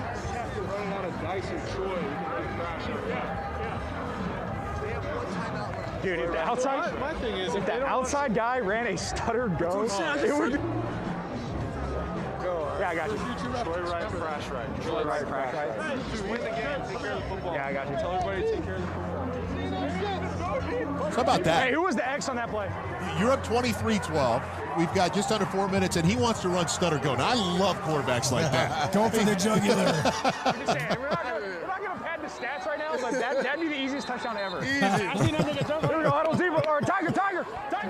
Receivers are all excited. Everybody's excited. Hey, listen, he said I don't want to pad some stats, but he missed week 2. He's trying to play catch-up to some of these other quarterbacks. Hey, listen, Dennis Erickson's been around for a long time, nearly 50 years in the coaching profession, won a couple of national titles at Miami, and he likes to throw it around a little bit. I don't know if I'd be shocked. Put this thing away for good right here if you threw a stutter go for a touchdown. You just don't want to stop the clock if you don't have to. Brandon Oliver in at running back now. Takes it up the middle for a 2-yard gain. Charge timeout, Arizona. Their 3rd and final timeout. I'll bring up a 3rd and 5, and I guess what you're looking here to do is get off the football field. You mentioned it. You've got the 2-minute warning still, but you're 2 scores down. Well, you're going to be really in what we call urgent 2-minute mode, where you have to be one-word plays on the ball rolling. You can't take time to set protections and do anything else. What you got? Smart. We're going to go chair H basic wide corner. Okay. Yo, I'm telling you, if we ran crash left H bubble and put the X on a go route, he's going to be wide open. I'm telling you, he's going to be wide open. Hey, let's run crash. No, let's run chair. Let's run chair. What's the play? Left, broad, chair. He almost had him talked into it. He almost had him talked into it. So it looks like he's talking to Tim Lapano, the offensive coordinator, as well as Dennis Erickson. He's trying to talk him into, hey, let's go for the home run here. And they're saying, no, we just want the first down. All right, 35. Monday. Under 4 minutes to play here in Salt Lake. Woodrum out of the shotgun. Throws the ball inside on the slant route. 5 yards on the pickup, good enough for a first down. And I'll tell you, that about does it, doesn't it? I mean, unless you can create some sort of a turnover if you're the Arizona Hotshots, it's going to be difficult. Kalen Clay, by the way, with a catch. Well, Kalen Clay missed week 1, missed week 2. Obviously, Josh Woodrum missed week 2. For those two guys that come up on this crucial play to kind of ice the game, that's what we call positivity for your offense moving forward. Your guys are getting confident, they're playing, you're making plays. You possibly get your first win at home. I think they still need another first down because there's a 2-minute warning, so they need one more first down. They can't just take a knee here. But yes, to your point, it's basically a 2-possession game. It's over with. But if they don't want to, you don't want to turn the ball back over and put your defense out there. Right. Oliver picks up 4 off the right side. And again, you're looking for some sort of a big play, but I'm sure they've been talking about it in the huddle. Keep 2 hands on the ball, do what you have to do, make sure that you protect your rock. Well, that third down play, it was a big throw because you could tell he put the ball right in his chest, and the receiver, I mean, he with both hands, he bear hugged that football. They went for the first down. They didn't want to go for the home run. 2nd and 6, Woodrum under center, hands it back off to Oliver, who breaks the tackle in the backfield, cuts it back to the right side, and picks up 6 yards near the first down. He almost broke that one, didn't he? And that's going to take us to the 2-minute warning. 23-12, Salt Lake on the verge of their first win of this young Alliance season. Back after this. This land is your land, this land is my land. From California to the New York Island, from the Redwood Forest to the Gulf Stream waters, this land was made for you and me.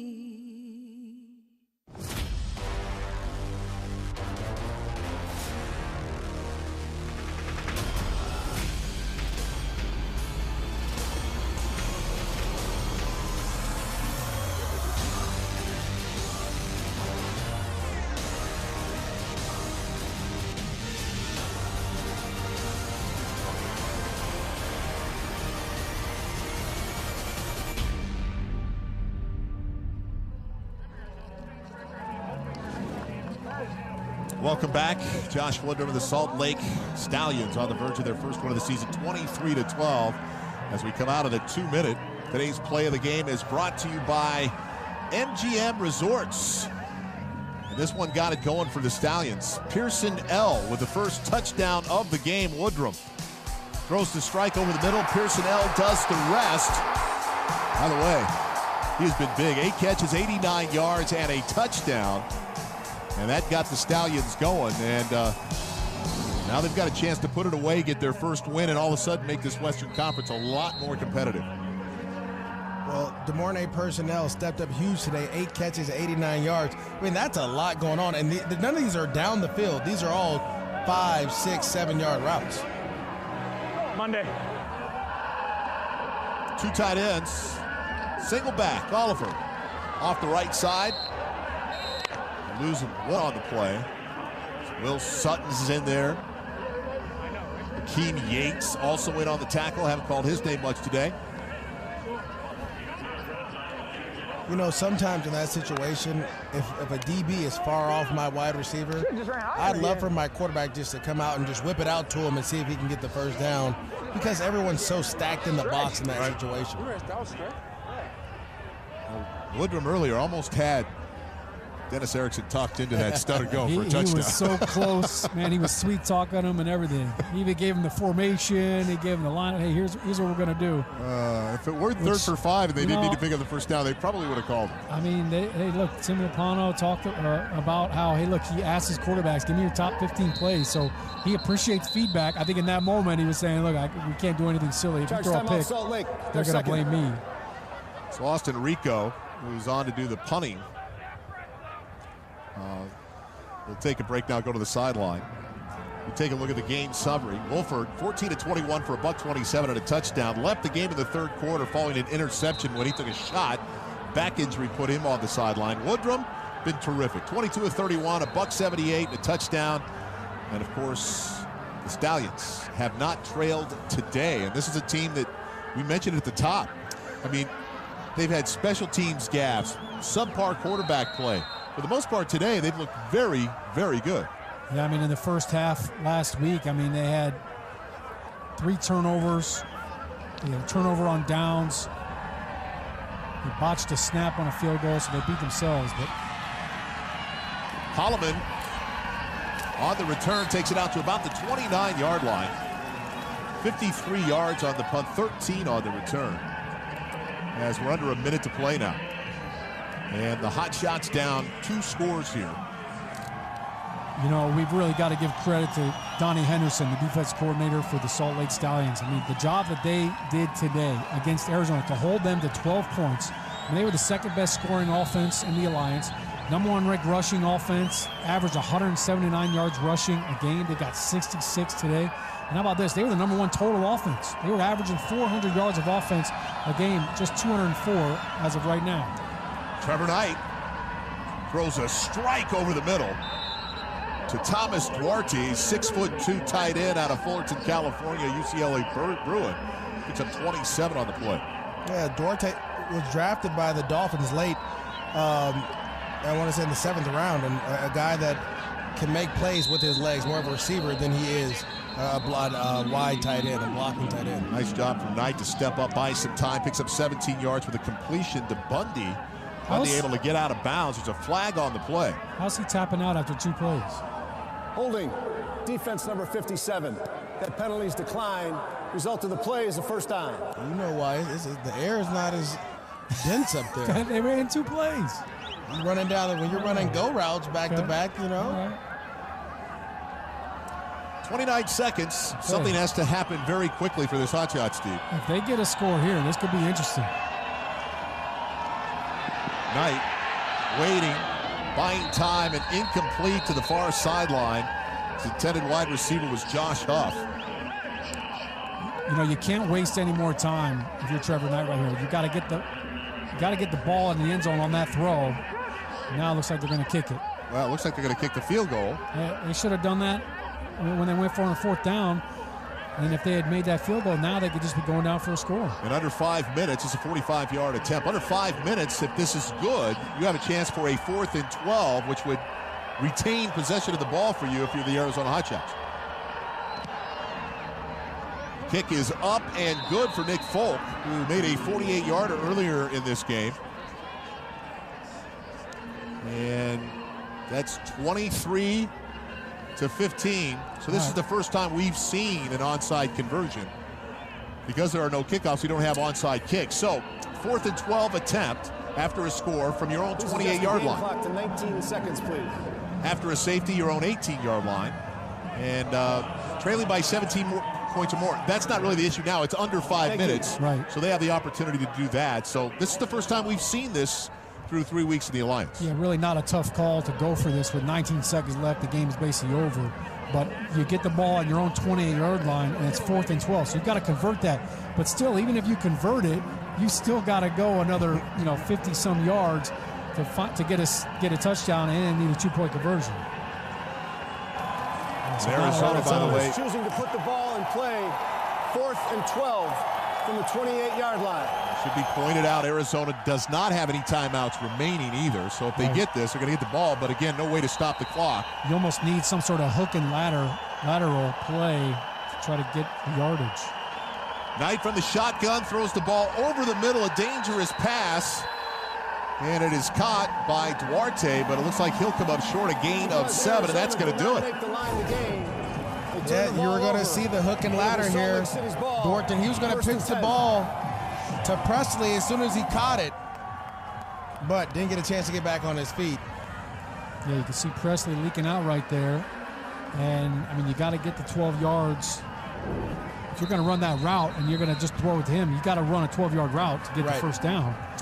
By the way, Greer Martini, who had a terrific interception earlier in this game, comes up with a big hit on Duarte. Yeah, first interception of the season for the Stallions.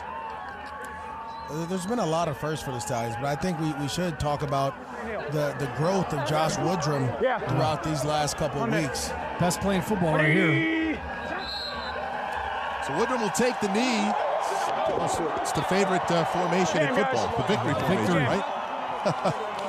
So it's going to be 23-15 Salt Lake over Arizona, and we take a look at the Western standings now. They look a little bit different as Arizona's handed their first loss. Salt Lake finally gets on the board and makes it a lot more competitive Western Conference. Guys, it was fun. We got to do this more often. Yeah, that was great. Really enjoyed it. The 3-time Pro Bowler, Mr. MJD, and, of course, Sean O'Hare. I'm Mark Malone. Final score, 23-15 Salt Lake over Arizona. For Sean O'Hare, Maurice Jones-Drew, and our entire Bleacher Report crew, I'm Mark Malone. Until next time, so long from Salt Lake City.